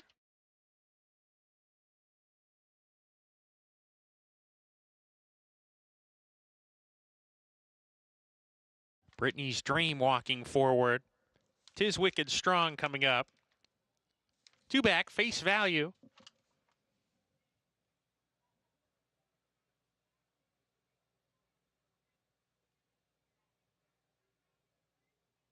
To the outside post, Magic Grant. Here's Magic Grant. Go again. We're ready to go. And fire off. Magic Grant on the far outside broke alertly, is asked to go to the lead now, or at least be close to it. And he's close to the pace, but he's not going to get the lead, and he's happy to track now as they go into the first turn run. Bolt at Midnight, he's on the lead. So it's Bolt at Midnight setting the tempo here. Opens up a length. Brittany's Dream strides into second. In the 3 path is Bolt at Midnight now getting over towards the rail, and Bolt at Midnight leads the way by 3 parts of a length here. Brittany's Dream runs in the 2nd spot. Hey Bigoon into 3rd. Montauk Point to the inside. Callie Canthus is next with Face Value, who's on the outside in the red jacket. 5 off the pace. Gap of 3. Magic Grant, he's now between horses in midfield. Tejas to the inside, and Sir Exton, who's 3 wide. Another 4 lengths back to Curlin's in charge, along with Tis Wicked Strong. And ringside, Can see them all as they head down the back stretch. Bolt at Midnight making play on the lead. Leads a half length. Brittany's Dream there on the outside. The presser approaching the turn. Hey Bigoon is third, 2.5 behind. Montauk Point stays on the rail. Callie Canthus in fifth, sent along. Passing Face Values come under a hard ride. Magic Grant, he's asked for more. He's 7 behind, trying to muster up a rally from there. Tejas to the inside, not producing a bid. Then comes Tiz Wicked Strong trying to get into it as they round the far turn. Bolt at Midnight, Brittany's Dream. They are side by side hitting the quarter pole. Bolt at Midnight, Brittany's Dream, and a big number putting up a strong challenge. They're down the lane. Brittany's Dream, Bolt at Midnight side by side. Here comes Montauk Point on the outside charging. Final furlong. Bolt at Midnight finding more. Montauk Point there on the outside, and Montauk Point strides in front at 6-1. Montauk Point going on with it here. Francisco Arrieta with a triple. Montauk Point wins going away. Bolt at Midnight was second. Callie Canthus third. Magic Grant fourth. Montauk Point the win, 4.38 finish. Bentley Combs, Francisco Arrieta. Dropping down off a significant layoff. You know, he'd been off for almost 8-10 months in his last start. Got an absolutely perfect trip and ride under Francisco Arrieta to get the job done. Megan was right about the 3 running better as well, but no bargain at 8-5. And I was saying to you beforehand, with horses like the 8 and 9, I'll bet you they'll run okay, but just not be quite good enough. And yes, the 8 proved that the odds were ridiculously high, but just wasn't good enough. A little wide, but was probably third best, second or third best. Was never being the winner, good trip or not. 7-year-old son of violence, just the 4th win in his career in 28 tries, but he was certainly best here. Yeah, good ride, very good ride though by Arrieta. Putting in a good position to get it done. So Montauk Point, your winner here in race 7. Prices when we come back. Mark Cassie could do no wrong the entire first half of the meet. It's been a dream season in Hot Springs. What's next? He has a lot of options. Stay with us.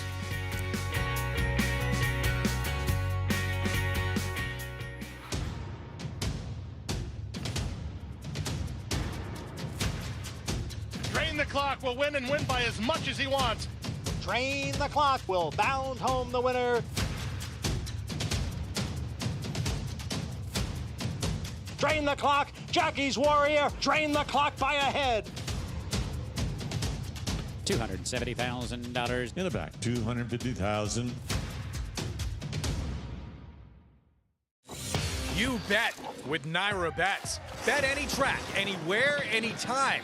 Download the Naira Bets app to play today and get a $200 deposit bonus.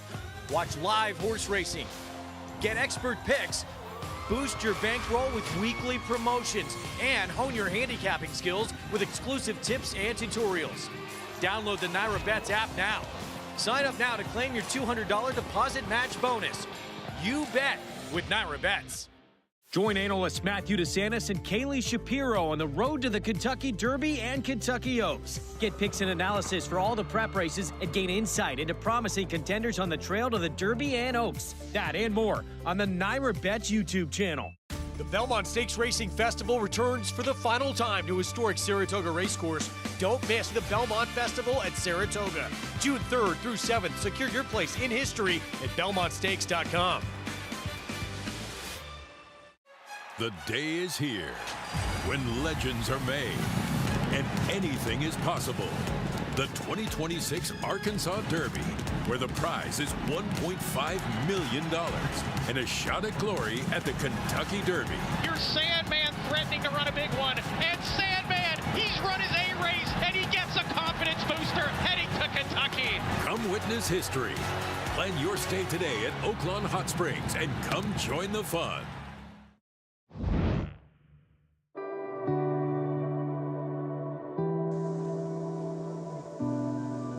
John Gaines started this back in the 70s, had such stallions as Riverman, Sharpen Up, Bold Bitter, Leafard, Blushing Groom. I think our slogan says it best: power, passion, performance. We're looking to be a power in not only the breeding sector, but in the whole thoroughbred industry. You know, I think passion describes our team to the best. Mr. Beck and his family have owned this farm for almost 40 years. Brian Graves has been a part of this team for almost 20 years, myself here for 3 years, as we look to continue to grow. And I think performance describes our stallion roster perfectly, both at the racetrack and in the sales ring. And obviously, Tappet was a huge feather in the cap of the farm. He's done well for the last 20 years at stud. We have McKenzie with 5 Grade 1 stakes horses in his first crop. We have Drain the Clock and Olympiad with stellar sales results with our first crop yearlings. We were very excited this year. We brought 4 new stallions in. We had Grade 1 winner Tappet Try, son of Tappet, another son of Tappet, Mandy Pope, homebred Charge It, Muth, son of Good Magic, only stallion retired this year in Kentucky that was a Grade 1 winner at 2 and 3, and followed it up with Preakness winner and Pennsylvania Derby winner Seize the Great. We were very excited to have a son of Arrogate. We were a big believer in that stallion. We bred to him several times.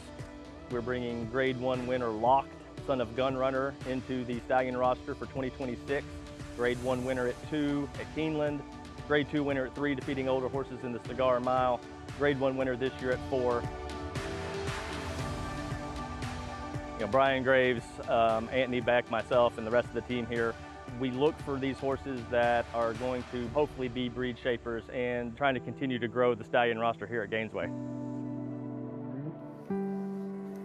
Proud to have Gainesway as a sponsor of our program. Power, passion, performance, as you heard. As we have more action coming up from Oaklawn. And of course, a lot more with all the wins and all the damage Mark Cassie has done at this meet. A lot more still to come with some of the biggest prizes still remaining out there. Mark's very pragmatic. I think he knew, when he won all those races early at high percentage, that he was going to hit a bit of a cold streak. It's hard to keep those things going, but obviously he's been going very, very well. And you see him right there with a Tracy Farmer unsaddling, and Lacara has been retired. I believe she's going to be bred to not this time. And I applaud the farmers, especially, and Mark for retiring her. She was such a nice horse. She obviously just wasn't competitive anymore. French Friction, Search Party, Counting Stars, Nitrogen still eyeing the Apple Blossom. A lot to come still from this barn as we go to Megan.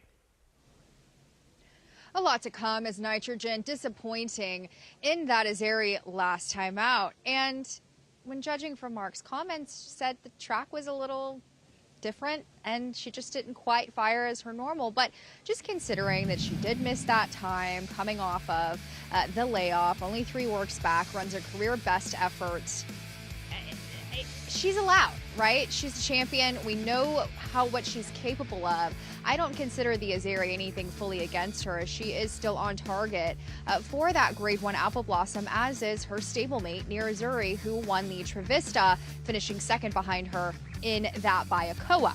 These two are going to carry that Cassie flag in that Apple Blossom in hopes that one of them will be able to get that win in your in status into, of course, this Breeders' Cup Distaff. But a filly that I want to mention that I'm interested in, as I spoke on earlier, is French Friction, who is undefeated around just the one turn. She is a sprinter so far, but she is so impressive physically, just what I've gleaned from her. They were working with Lacara earlier this year, who, as you mentioned, was retired. But she is just interesting in her make. She's longer in her mid-body. She doesn't have a ton of leg to her, but she has got a power engine behind her, unlike, honestly, any filly on the grounds. She's pretty cool, and one that they've always had a high regard in DJ Stable and her connections, just judging from her from a 2-year-old. Took her some time to get to the races, but I'm very excited to see her target the Ashland against the other undefeated Zany, who's obviously much more proven at that route of ground distance. But as we mentioned earlier in the program, the 2-3-year-old fillies, Counting Stars and Search Party, to stay at home.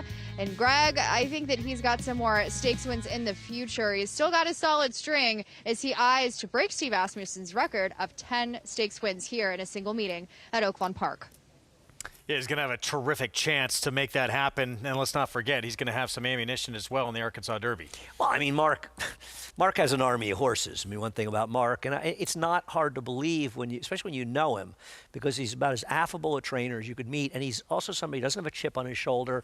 He doesn't mind if you're critical of a horse of his. I've talked to him quite often, and he'll say, I agreed with you about such and such. He's a smart guy who he's a very easy person to get along with in those senses. It's no wonder that owners like him, because he's an incredibly likable person, and he's producing at an incredibly high level as well. Yes, he is. Terrific trainer, dual Hall of Famer, and what a meet he's having at Oaklawn. And we'll see if things continue. I got, in addition to all that, you throw in one of the biggest, or if not the biggest upset we've seen, in not just of the meet, but in a long time in Oaklawn, with Nitrogen getting beat in that Azeri. Yeah, I mean, I don't want to make too much of Nitrogen losing that race. First of all, the horses that beat her are both quality horses. They've both been running very good races, and I just think we got the odds were skewed. They shouldn't have been that skewed in there.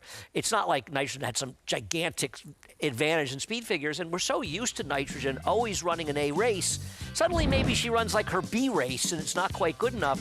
The next race will be more telling, and especially a wet track. She did run so huge in that Bayakoa off the bench. Yeah. I don't think, I think the one thing that if Mark was looking at it, and she's probably kicking down the barn, as they say, it's a long year.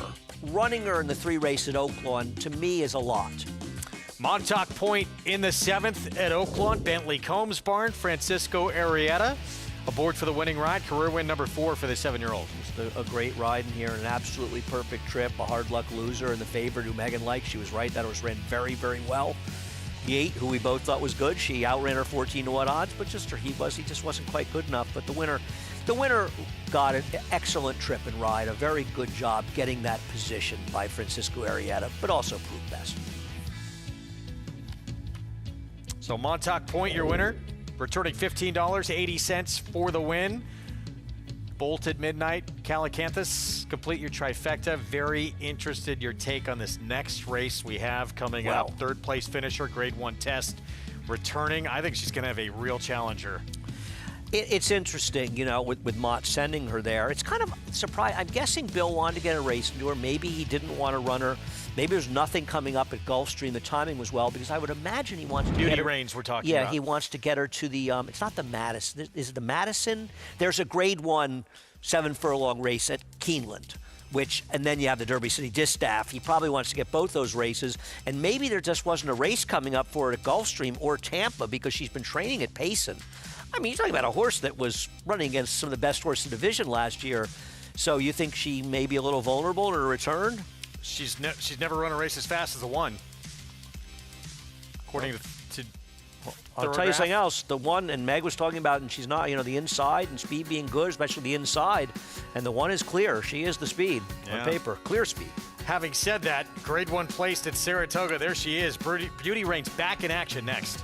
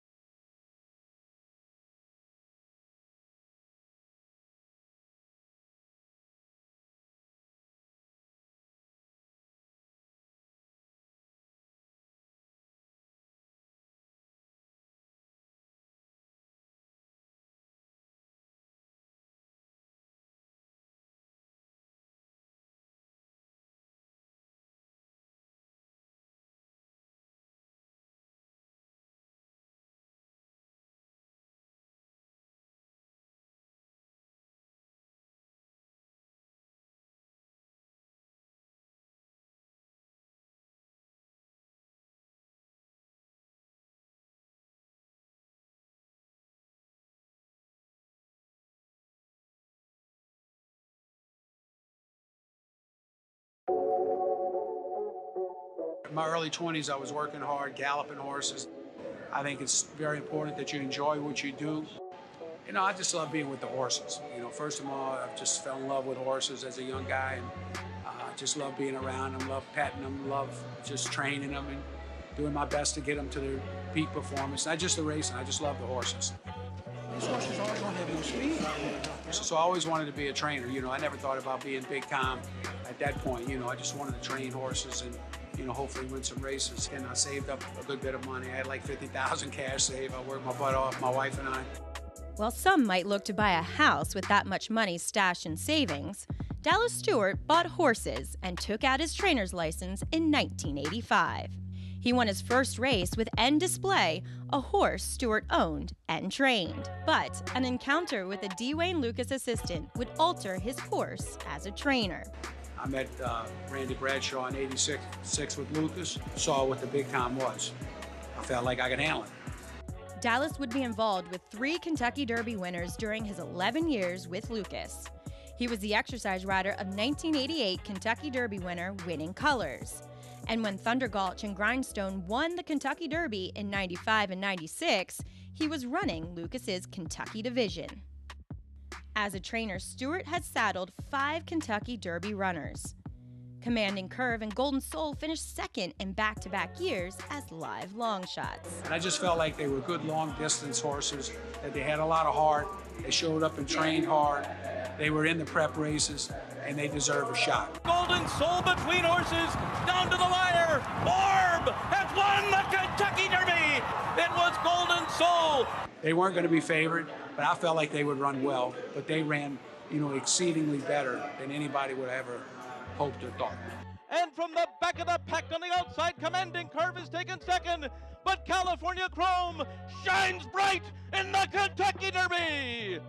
Commanding Curve was second. You know, we were standing here talking. I had 2 wins in the Derby. You know, no telling. But hey, I'm proud of them. The horses trained just great, and we believe we've got one on our table somewhere.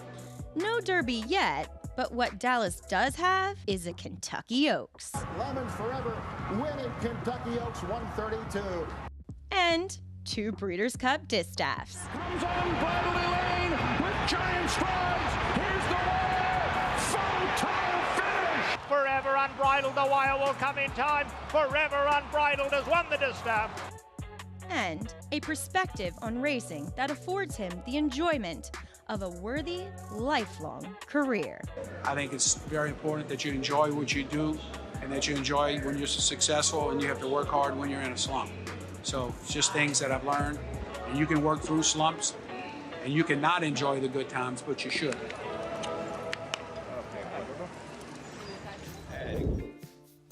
Dallas Stewart, if you know him, you love him. Absolutely you do. Such a good guy. We're going to see him line up Tough Catch in the Grade 3 Whitmore this weekend, $250,000 purse, and Tough Catch coming off a win at Oaklawn. I'm very bitter about this horse. I bet him in the Steel Valley Sprint at Mahoning Valley at 10-1 and got nothing when he ran second. He's improving for Dallas. You know, this is a horse that was probably, they got a little ambitious trying him long. He's a pretty good sprinter. He's lightly raced. He has some upside. So I hope he keeps doing well for Dallas. Love to see Dallas around. Hopefully we'll see him in Saratoga a bit this summer. Usually do. Yeah, I mean, he is, you know, he'll come if he has the horses to bring him there. He won the Amsterdam with that impressive 3-year-old sprinter. I don't know if that horse is back or has come back yet. His name escapes me, but he was very good. Tough Catch has been pretty good as well. We'll see if he can take the next step and get the first graded stakes win of his career. Obviously, Rivet, Wendelson, and Tejano Twist are going to take a lot of attention, I thought Wendelson was the horse to beat on the inside as the controlling speed, but I think Tough Catch can win for sure. Dallas will send out this one in the 8th. Irvadine, coming off 3 consecutive runner-up finishes. Last seen December 19th. Let's go to Megan. Well, the story of this race is the number 4 Beauty Reigns coming off of the bench for trainer Bill Mott off of a 3rd place effort in the Grade 1 test as she returns from the layoff She looks fantastic. She had 2 handlers in the paddock, similar to some of the comments from Acacia, specifically where in the victory ride and over the summer at Saratoga, she was definitely one that was bubbling over, had matured and put on some muscle over the summer, and it feels like it's exactly what she's doing here. She's no worse for wear. She's fit. She's the same to me from a fitness perspective, and it just, to me, she's just the worst to beat. I had no issues with her physically.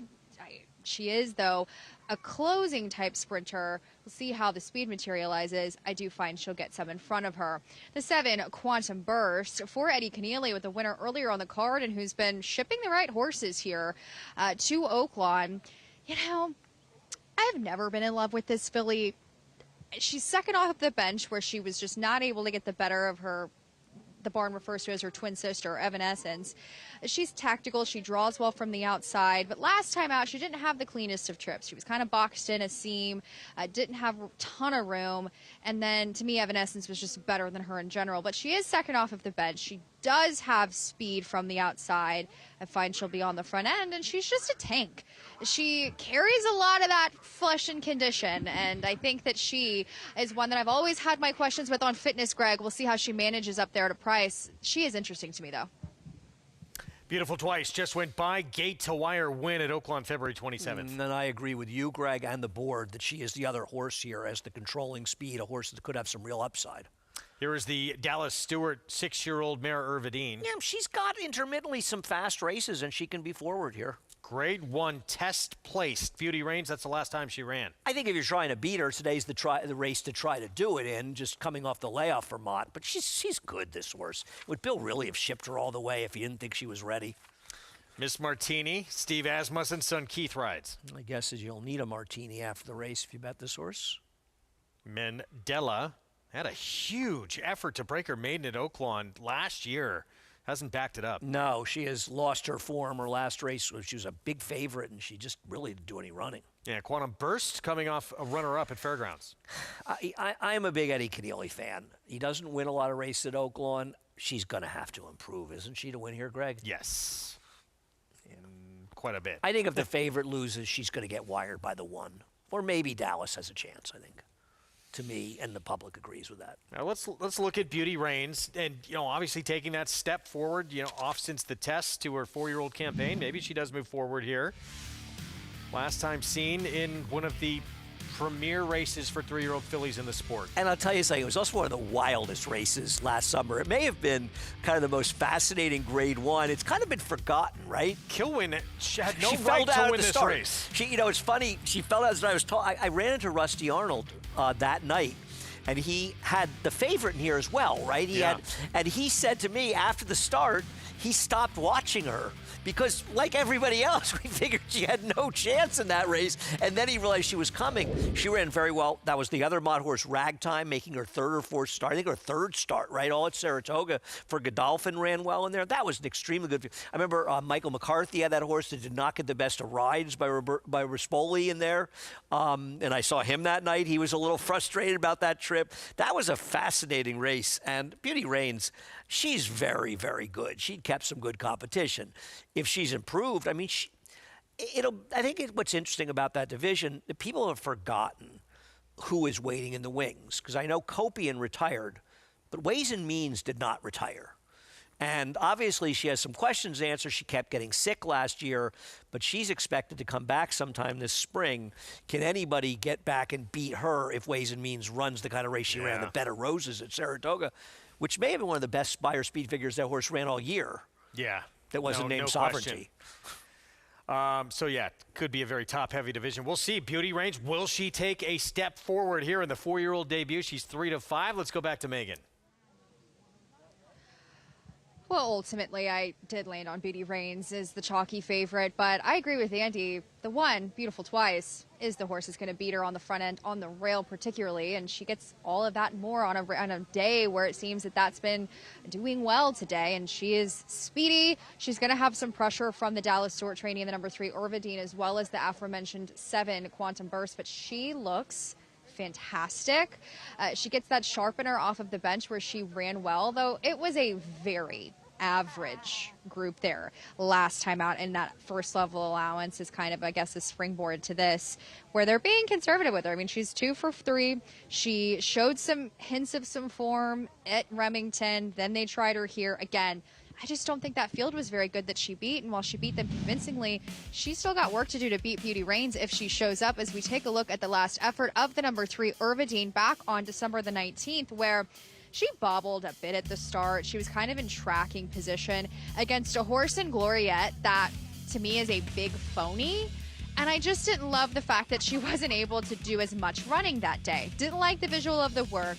But Irvidine's better races, as you track through her fall campaign last year, were pretty decent. And they're pretty decent for this field, particularly if perhaps Beauty Reigns doesn't have the best of days, because I find that they're definitely going to sit that more similar tactical position. We'll see if Christian Torres is more aggressive with Irvidine, or if he's going to let the inside and outside runners go. I project that's the kind of trip she'll get yet again, but we shall see. She looks great. She's kind of a burlier individual, but she looks great. I don't have any issues with her. I didn't have huge issue physically with any of the runners in this field. As we circle back to our overwhelming favorite, she's just a cut better than these, you know. And last year, it makes sense that they tried to the route game because she has leg to her. She's not an out-and-out sprinter whatsoever, but that's clearly been her gig. She's got the speed.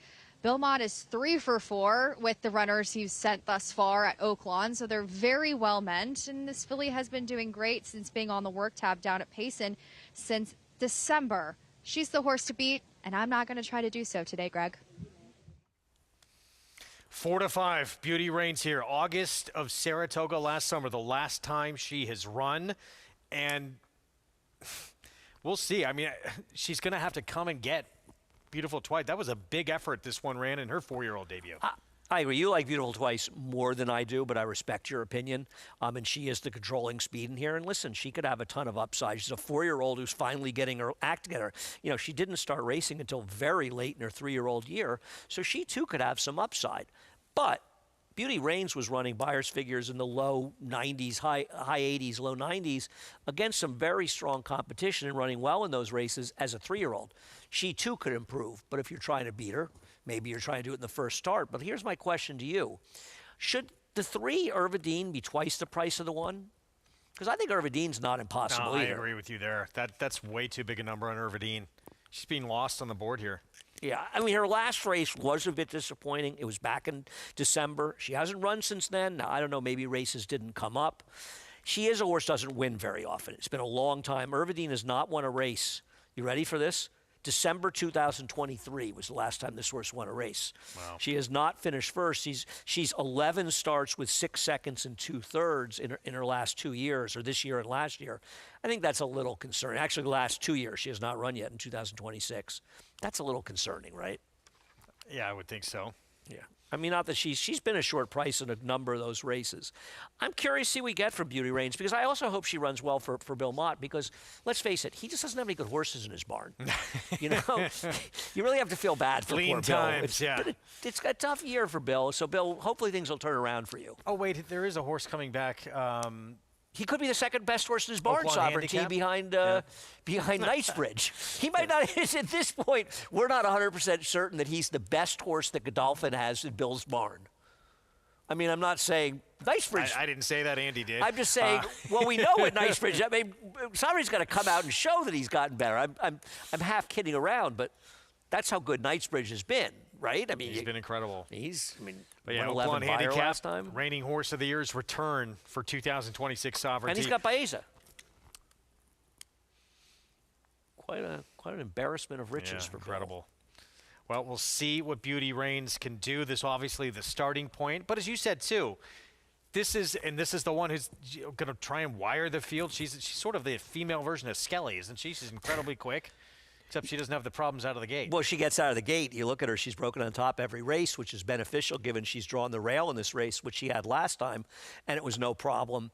And if you're trying to beat Beauty Reigns also, you want to do it in the front end, don't you? Yeah. I think both the 3 and the 1 will be in front of her in this race. I mean, that's one thing. Beauty Reigns doesn't have much speed. I got to say, and look, she's not been this filly since. but the second start of this one's career, the 6th, Mandela, she ran a number faster than anyone in this field has ever run.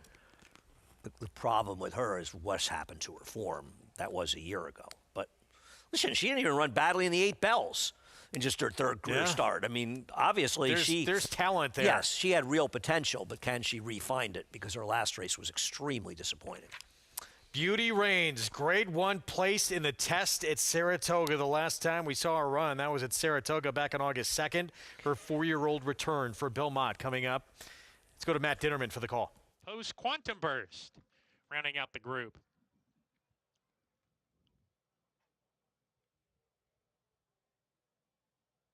We're ready to go. And we're off. Blue Squall away a little bit slowly, but moves up to come and stalk the pace. Beautiful Twice is on the lead in the early stages here. Irvidine runs in second. The Gray Beauty Reigns is in the 3rd spot, taken back today. Beautiful Twice with a clear lead by a length and a tail now. Irvidine runs in the 2nd spot. Then comes Quantum Burst. Mandela, they're side by side with Blue Squall down on the inside. Beauty Reigns patiently ridden on a hold, 4 off the pace. Gap of another 4 to Miss Martini, who can only see backside as they go into the far turn. Not a fast pace here for a sprint race into the turn. It's Beautiful Twice, half length in front. Irvidine running in the 2nd position. Beauty Reigns getting closer between horses. Blue Squall shaken up down on the rail. 2 off the lead here. Then comes Quantum Burst caught deep with Mandela. Beauty Reigns still behind horses here, waiting for racing room as they come off the turn where the leader, Beautiful Twice, comes down the lane. Irvidine trying to pounce on her. Up the inside is Blue Squall. Beauty Reigns needs to do more, is trying to gather momentum. 1 furlong to go. Irvidine's got the lead. Beauty Reigns is surging now on the outside. She's coming with a charge. Beauty Reigns after Irvidine. Here comes Beauty Reigns after Irvidine, who's finding more. Irvidine to win. Beauty Reigns was 2nd, Blue Squall 3rd, and then Beautiful Twice. Feature angle, Dallas Stewart, Irvidine back in the win column finally. Well, as we said, she was an overlay at 7 to 1. I mean, with the 7 should never have been a shorter price than she was. She has too many good races. She hadn't won in a long time, but nice to see Dallas get the win. She got an excellent ride by Torres, keeping her forward. A pace that did not have a super strong pace, was honest. I guess with Beauty Reigns, she probably needed the start. The rider was sort of handling her as though he knew she was best. He didn't get clear until too late. To be honest, she had time to catch Irvidine. You know, she could have caught her, but I still think she ran okay. But Irvidine had a little bit more recency. Happy for Dallas. You want the win, certainly. Productive comeback. Yeah, I'm sure Bill is, like you say, right, I'm sure Bill wished he had won, but I'm sure he's happy that she ran reasonably well, and we'll get more from her next time. She was ridden like it was a return race. He certainly didn't. Irvidine, Dallas Stewart, Christian Torres in the feature.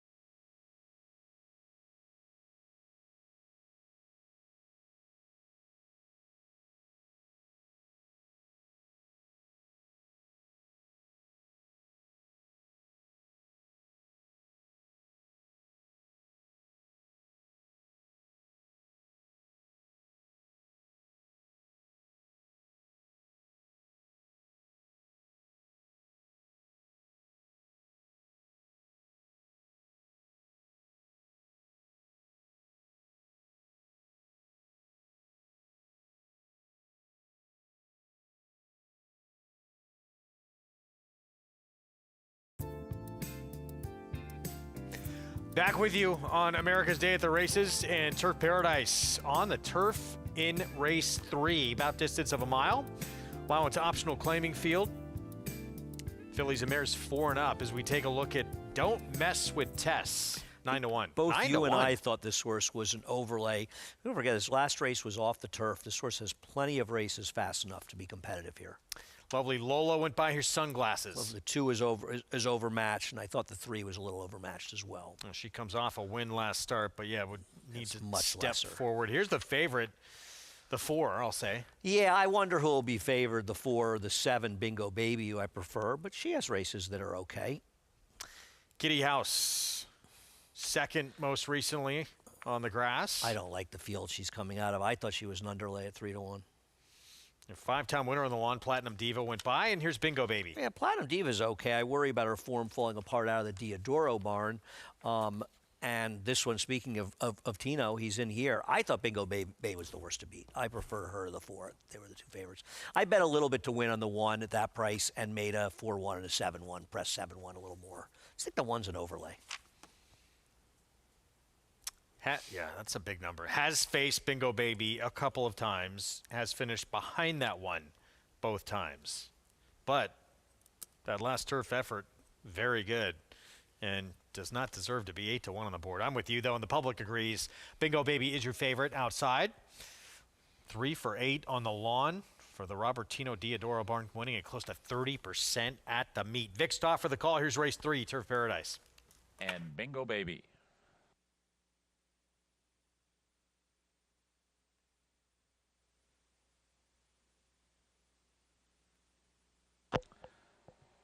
They're at the post.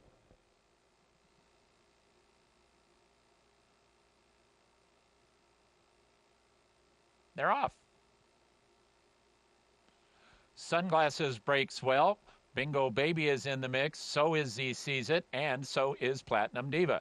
Kitty House has asked for speed too, and she's just in behind the lead. The 2 trailers are Lovely Lola and Don't Mess with Tess. So it's Z Sees It at the clubhouse turn. They're really not going all that fast. Z Sees It 3/4 of a length to Platinum Diva in second. Then comes Sunglasses. She's third at the rail. Bingo Baby and Kitty House are together 4th and 5th, and they're about 4 from the front. They're a length in front of Don't Mess with Tess, and the trailer is Lovely Lola, and the leader is Z Sees It. Z Sees It to the backstretch, a length and a half in front of Platinum Diva in second. Sunglasses maintains her rail position. She's 3rd and 2.5 off the front. Bingo Baby has 3 lengths to make up. Then comes Don't Mess with Tess. Kitty House is at the rail. She's 2nd to last and 4 from the front. And the trailer is Lovely Lola. Even more tightly bunched as they go into the far turn, but no change on the lead. That lead is held by Z Sees It, and she's doing it very nicely.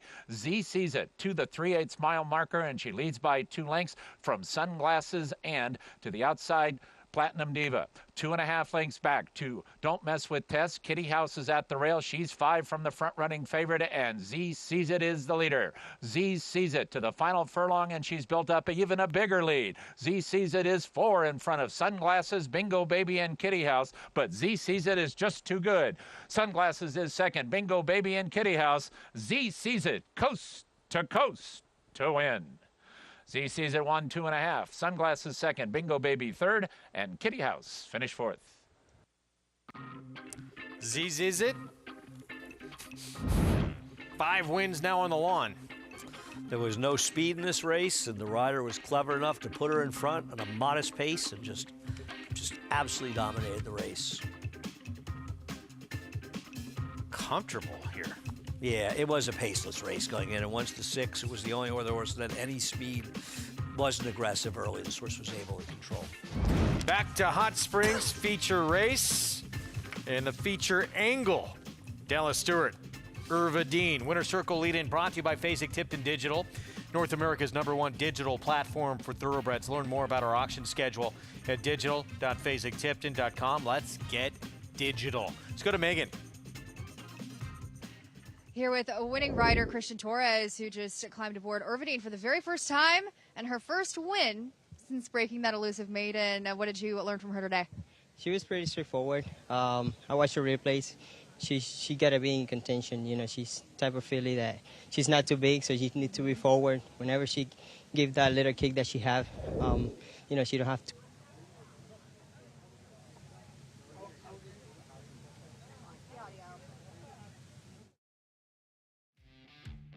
Issues. Irvadine, third career victory here, and for Beauty Reigns, she might be very tough next out. Yeah, I mean, you even see here, I mean, obviously he was trying to win. I'm in no way suggesting he wasn't, but I don't think they wanted to get Ryder that hard in her first race back. And she got a decent enough trip, but she just gave up a little bit too much position to a horse who's not bad when she runs a race. And who should not have returned $17. No, she could have been 4-1 here. I don't think either of us saying she should have been a short price, but she paid maybe twice as much as, or it was about twice the price she could have been. She was an overlay. We said it before the race. And I had thought if Beautiful Twice was going to win, she's going to try and open up on the field a little bit more. Yeah, maybe they nursed her along a little bit, but it was an honest pace. She maybe just didn't class up with these horses. The second horse is pretty good. Yeah. Mile and a 16th, Arkansas bred group, 20 maiden claiming level. And Run Louie Run right now outside. Second time starter drops down slightly from 40 to 20. It's favored. Yeah, those looks like it closed a little bit. Gets a far outside post, a mile and 16, second starter, the biggest sucker bet in racing. I looked it up for what it's worth. Stretching out maidens in the dirt. The trainer has good numbers. He's 5 for 26, but doing in their second starts, he's just 1 for 12, with only that one hitting the board and a 43-cent ROI. Not for me.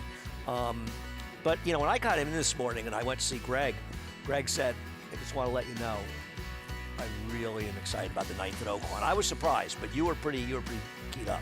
I love these. This is, talk about the definition of anybody can win. I wanted to actually play this Pick 5 because I thought this race was all capability. Pick 5s, by the way, the lowest return in the Pick 5 is to the 12, 20,000 plus. This is the stretch out race, right? The whole field stretching out pretty much. We're going to look ahead to the weekend. When we come back, Keanu Twist back in action. Stay with us in the Whitmore.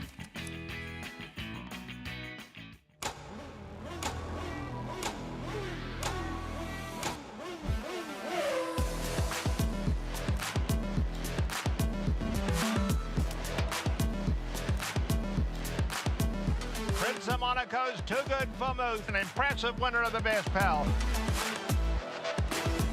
Miramondi's all hot, but Prince of Monaco too good. Prince of Monaco, standing at Claiborne Farm. You bet with Naira Bets. Bet any track, anywhere, anytime.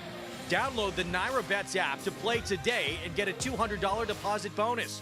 Watch live horse racing. Get expert picks.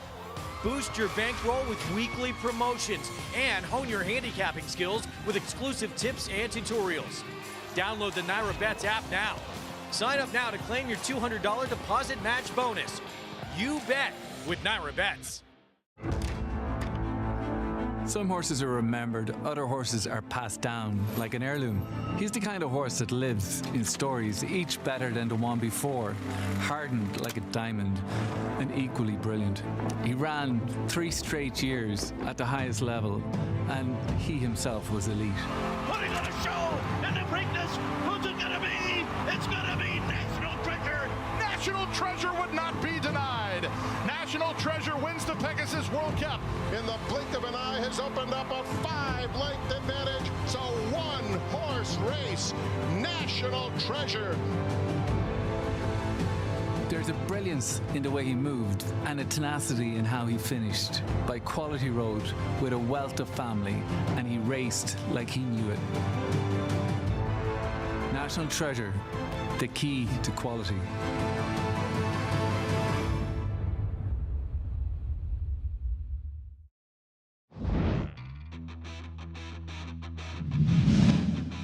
Whitmore comes to the 16th pole, and he's pouring it on. Whitmore, a budding sprint superstar. Look at him fly. Ivan will be second. It is Whitmore to crush the Hot Springs. He's a length and a half in front of Holy Boss from the outside Mo Candy, but Whitmore comes to the final 16, drifts out just a bit, but he's got lengths to work with. Here is Whitmore. Yes! first. Whitmore has the lead. Win time, trying to spring an upset. Whitmore, win time. Whitmore! Whitmore's gotta go. He's still 5 lengths behind, and Smart Spree's inside the furlong marker. Win time is alongside. Smart Spree gonna have to dig down. Now Whitmore explodes in the center of the track, and look at him fly. Whitmore has to go, and he did. Wow! Whitmore, who's trying to win this race for the 4th consecutive year, and he just ran right on by, and he's going to run away and score. Whitmore, yes! Here's Whitmore, here's Whitmore, here's Whitmore, here's Whitmore striding forward for the lead in the final furlong of the Breeders' Cup Sprint. What a day in the career of this 7-year-old. Whitmore, Ron Ortiz Jr. have won the Breeders' Cup Sprint.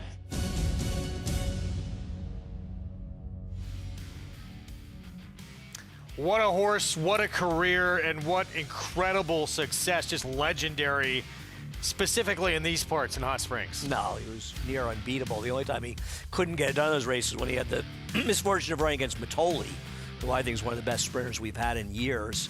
And he had a very big win, a little bit fortunate. It wasn't Irad's best ride on City of Light, but he beat City of Light, who lost only 1 race that year and won the Breeders' Cup, and then he went on and won the big race down at Gulfstream as a 4-year-old before retiring. But Whitmore was some horse. Not quite Whitmore, but this year's edition of the Whitmore, we have a 7-year-old who's been around almost as long as Whitmore was and had a lot of success in Hot Springs. It's won over $1.7 million, and he showed last time out back on March 1st. He still has talent. Though if I were Chris Hartman, I'd been begging Flavien Prat to come back down to Oaklawn to ride him, because it's amazing, right? A horse that just always shows up and runs, not always, but pretty much always seems to show up with decent efforts. Just not a winning type. He's a deep closing sprinter, but he's also lost some pretty good horses. They all got a bit of a break with Roll on Big Joe is not running in this race. Deano Twist had the big win last time out. He's dangerous. He usually shows up, but is he going to get enough pace? Yeah, he should make his presence felt late. 11 wins, 5 of those at Oaklawn, where he's won over $800,000 in his career. Yeah. He's only failed at the board once at Oaklawn, 15 out of 16, and for a deep closer, that's not an easy thing to do. Pretty incredible. And doing it at a high level, too. Some other big names he's got to deal with in here, including Wendelson, who has the inside post. For more, let's go to Megan. Well, Wendelson is just one of those horses where you scratch your head, even though he has run well on the turf. Now getting back to the dirt where I feel he is best. Last time out, being on a contested pace on the front end against the likes of Bourbon Bash, who he will meet again. And he's one of those horses where, on paper, he does have the speed figures.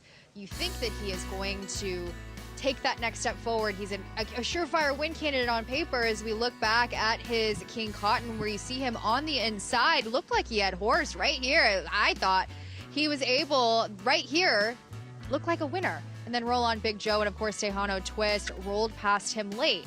I just find a lot of times in racing we refer to horses as, oh, they're better than they look on paper. Well, I feel almost as if it's the opposite for him. He's almost better on paper than what I feel he really is. We shall see. It'll be no surprise to me when he is able to win this race, but Tough Catch is the horse that's the new face on the scene for Dallas Stewart, who just took a win with Irvadine. But Tough Catch ran well last time out, just leading them gate to wire in a much weaker field, where it seemed the first top 2 finishers kind of just did just that the entirety of the race. Now, as I mentioned, a weaker group. He earned a 90 Beyer speed figure in that effort on a sealed surface, where this horse has had talent in the past. He's always shown up when sprinting, and he's that new fun face that intrigues. Now, I think this horse, it kind of gauges, okay, he has the upside against a group of venerable veterans, but is he quite good enough?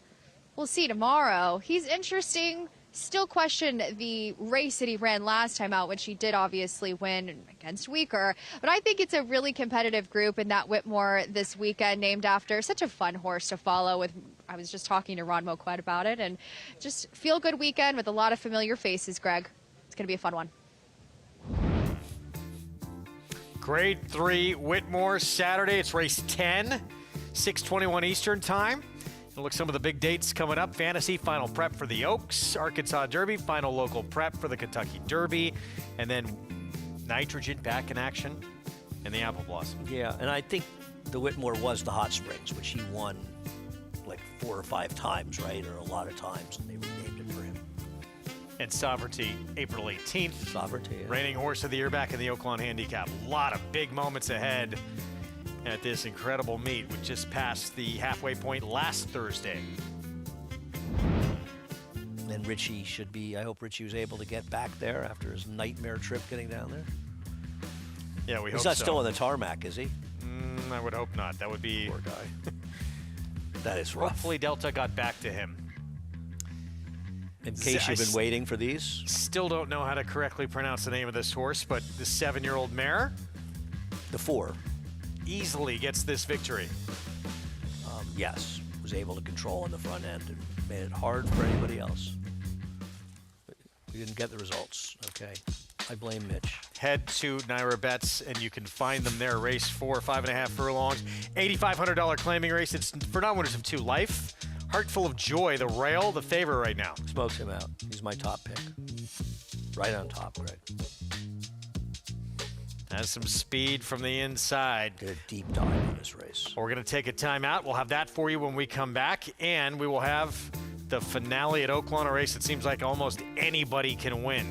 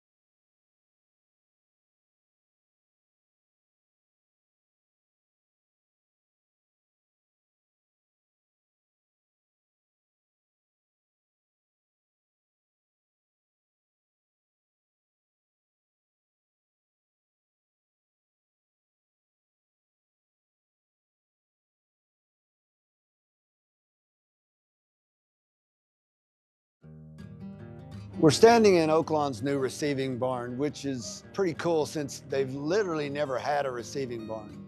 So I had some ideas, and I talked to a lot of other folks with receiving barns. So we kind of took everyone's idea, and I tried to implement it to the construction.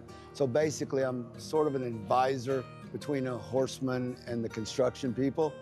They're building they believe, a state-of-the-art receiving barn that is focused primarily on keeping down the risk of contamination and making things safer for the horses.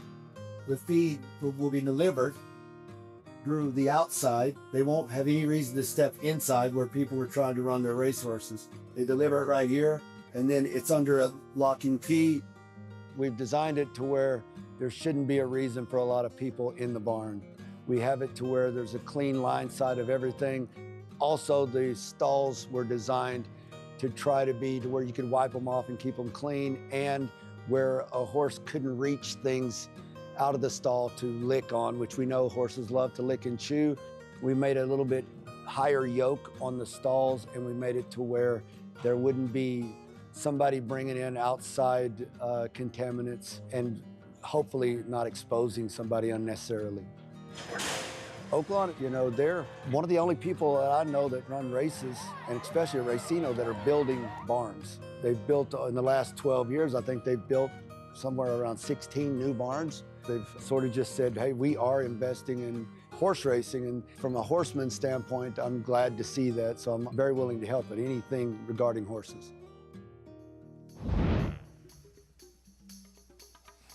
Back with you as we get set for the post parade here for the nightcap. Mile and 16th in this Arkansas bred $20,000 maiden claiming race. 7-2 is your favorite, who we'll get to Captain Amazing. We'll start with My Russian from the rail.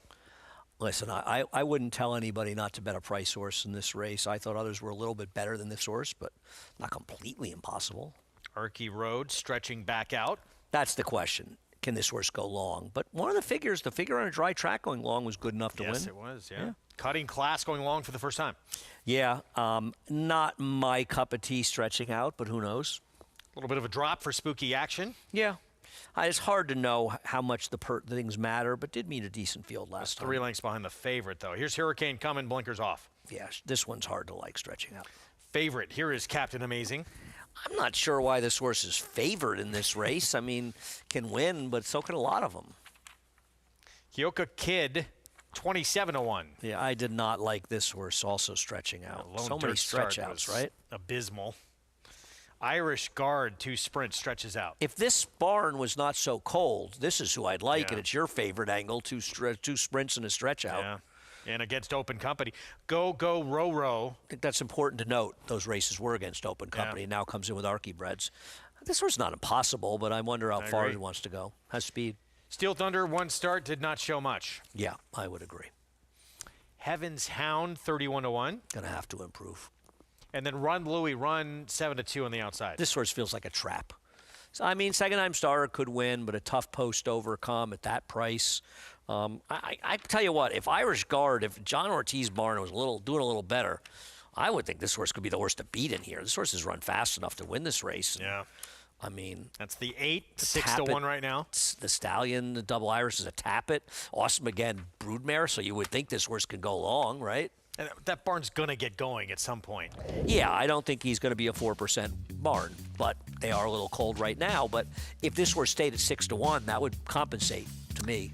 Top riders at Oaklawn, Christian Torres, Francisco Arrieta added again. Luis Saez wrapped up his Oaklawn stay this past weekend. And after a slow start, more than made up for it. So, wait a second. According to that, Ramon Vasquez is leading in wins, right? 39 win, not in purse money, but in wins, right? According to that graphic, yes. Yeah, interesting. Manny Esquivel's having a good meet. Joel Rosario rode there by appointment only. I texted with Joel the other day. Limited starts, my favorite people. Christian Torres, some big moments at this meet. Staying on that horse while he was. Yeah, well, look, he was excited. Winning a Derby prep. A new feeling for him. Very special moment. Winning the Southwest on Silent Tactic. Got emotional. Martha Washington with Search Party. French Friction. Dixie Bell is heading to the Ashland, as Megan told us about. And the Trista overnight. It's been some big, big moments for this rider at Oaklawn, and he's been, as a result, got a lot of airtime on our show. Yeah, listen, we've seen him ride down there well, year after year. He and Francisco Arrieta continuously have good meets down there. They have the connections, they get the mounts, they ride well. Megan, you've had a chance, obviously, to talk to him quite a bit after these big wins, but some big breakthrough moments for him this meet. Yeah, I mean, Christian is just a class act in every single way. The way he handles his business, the way he interacts with people from day to day, and just him as a family man. I mean, there's so many positives about Christian, and he does the work. I see him almost every morning. Well, the boot, not recently, but I'm excited to get back out there to the barns after a little bit of a step back for me. But Christian's he's great. I hope he continues to take this confidence and momentum into his Kentucky races as well. But this is a wide open group, as we've all alluded to, the big stretch out question for these maiden claimers.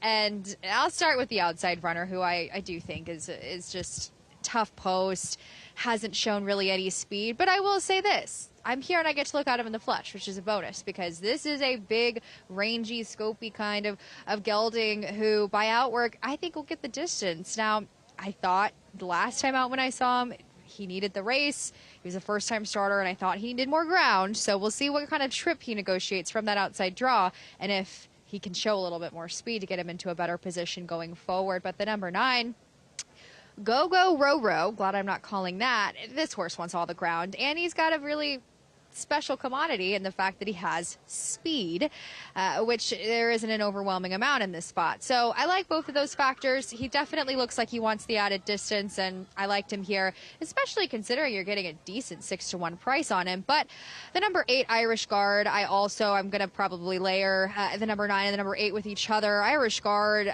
John Ortiz does really well when dropping his horses, not just down in class, but back with Arkansas breds, as you guys have alluded to. I think he'll be a little bit more forwardly placed. He's a bigger individual, and both of the times I've seen him, Johnny said ground will probably be his friend, and that's exactly what he gets. I like him in this spot. The number 2, Arky Road, he's also huge, and I really think, despite his no-show efforts there in his last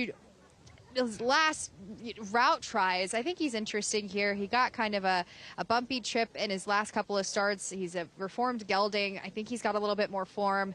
My problem is he just has absolutely no speed, but I wouldn't argue with anyone if they wanted to go for the fences in this one, Greg.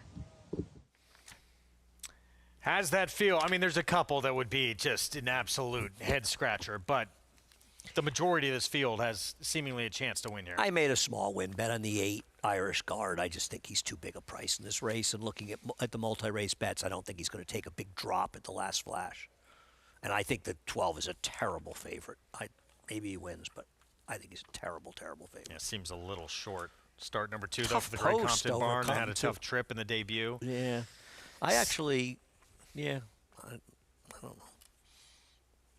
Matt Dinnerman with the call, the finale from Hot Springs. Hurricane coming.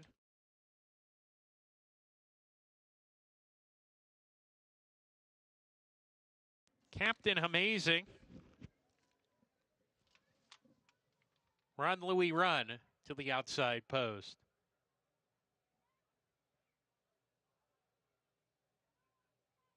We're ready to go.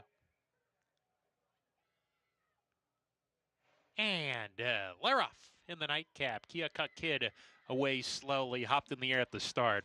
Cutting Class on the lead today with My Russian. Arky Road sets up shop right behind them. Irish Guard 4th on the outside, dashing into the first turn. Go Go Row Row right behind them in the 5th position. 6 off the pace early. The Gray Steel Thunder next with spooky action to the inside. Captain Amazing finds himself in midfield. Heaven's Hound to his outside. Then Kia Cut Kid. Run Louis Run is dropped back to the second last spot.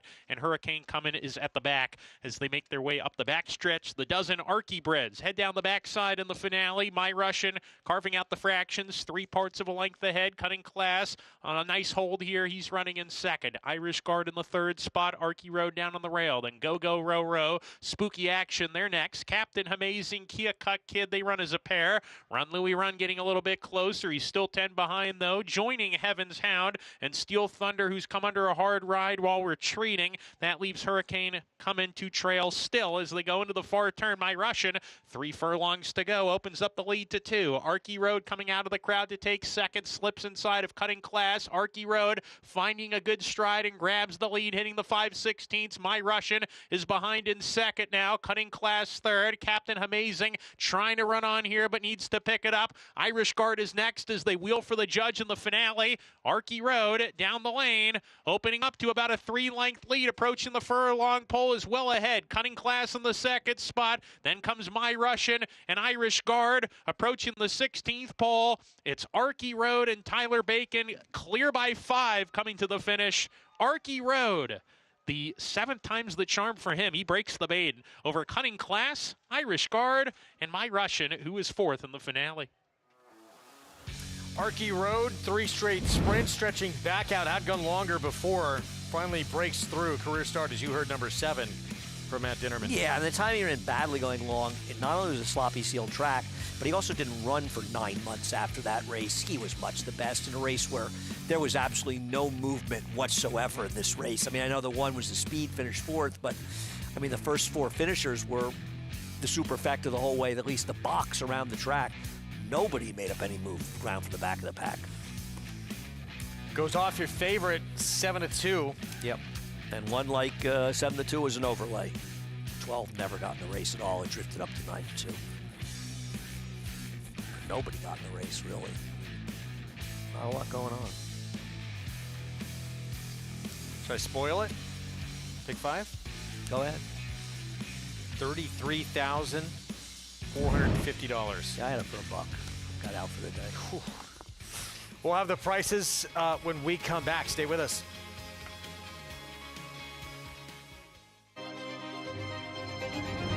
Spine-tingling, jaw-dropping,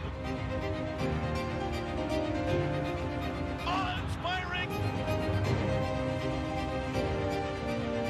secretariat-like.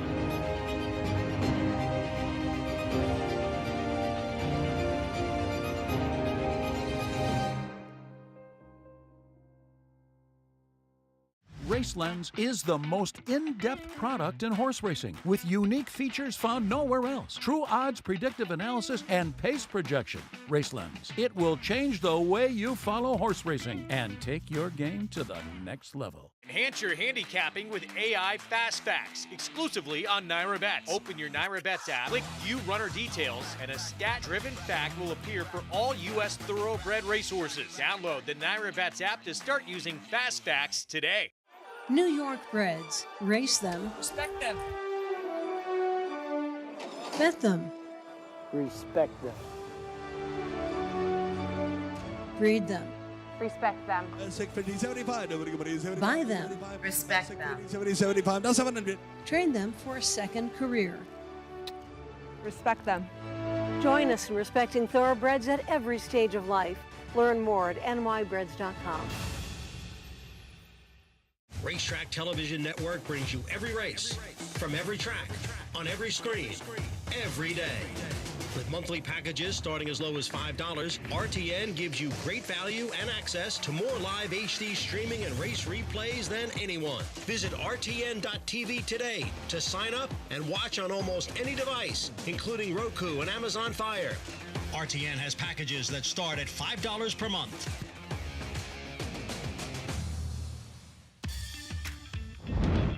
Back on our Thursday coverage here on Fox Sports 2. You're watching America's Day at the Races, 4th from Turf Paradise. 5.5 furlongs, $8,500 claiming race for horses who only have a maiden win, so non-winners of 2 life. And it's still heart full of joy from the Rail, the 1, the 2-1 favorite. Thought heart full of joy she should be the speed here, and I thought she was the horse to beat. Speed inside, and I guess the 5 can pressure, right? And maybe the 6. The pace projector has the 6 second, 6 and 3 second. Who knows the 5, right? A horse that's coming out of quarter horse races, but also hasn't run in almost 2 years. So, I mean, I don't know what to expect from the 5. But I do think the 1's the horse to beat. Obviously, the 6 can win. I picked a race 1, 3, 6, 4, if you want my all right. full 6 opinion. 6 has become the favorite probably now. Not worth that much. The efforts, even last start, sneaky good, right? The 6? Yeah, I think the 6 is okay. I don't have a straw. I can't. What do I? Talking about horses I know nothing about. Vic Stoffer with the call, our last live action of the program. Here's the 4th from Turf Paradise.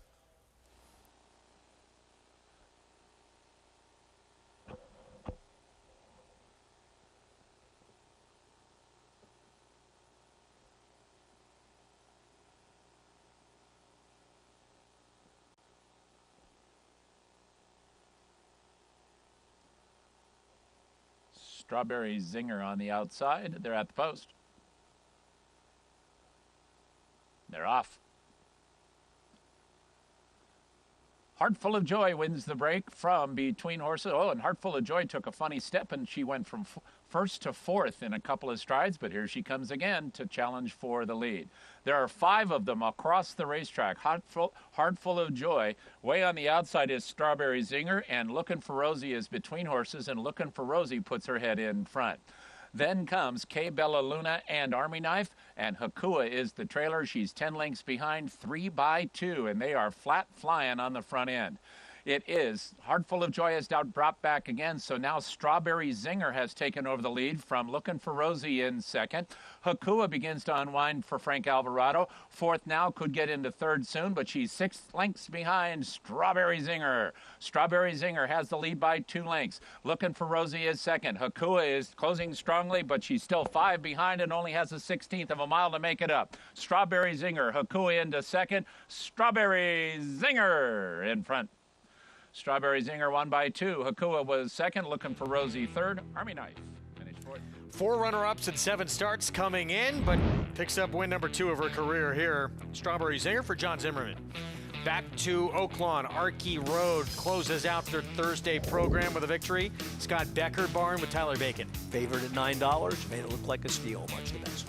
Pick 5, as we told you, huge. $33,450. If you had that, just made your meat. Well done. Well, we are back tomorrow. Dual shows, 1 to 3 Eastern, and then 5:30 to 6:30. Our FS2 coverage. Obviously, our feature today, we saw Irvadine win. Very excited about Beauty Reigns coming back, and A-OK, you think, and better things to come down the road? I would think. Bill's pointing to big races. We'll see where she shows up. Probably, though, in Kentucky. We showed you that graphic. All the big moments still to come at this meet. Fantasy, Arkansas Derby, Apple Blossom, Sovereignty, Horse of the Year coming back in the Oaklawn Handicap. Waiting to see who's going to be taking him on. Everyone probably adjusting what they're thinking on that race now. I'm excited because we could be just a few weeks away from turf racing here as well. And that'll really liven things up around here. Mo for the King. Easy time of things with a win in the 6th at Aqueduct. Flavian Pratt aboard for the victory. And at Oaklawn, Christian Torres, Dallas Stewart, and Irvadine in the feature for the victory. We'll see you tomorrow. Again, coverage kicks off 1 Eastern on Fox Sports 2.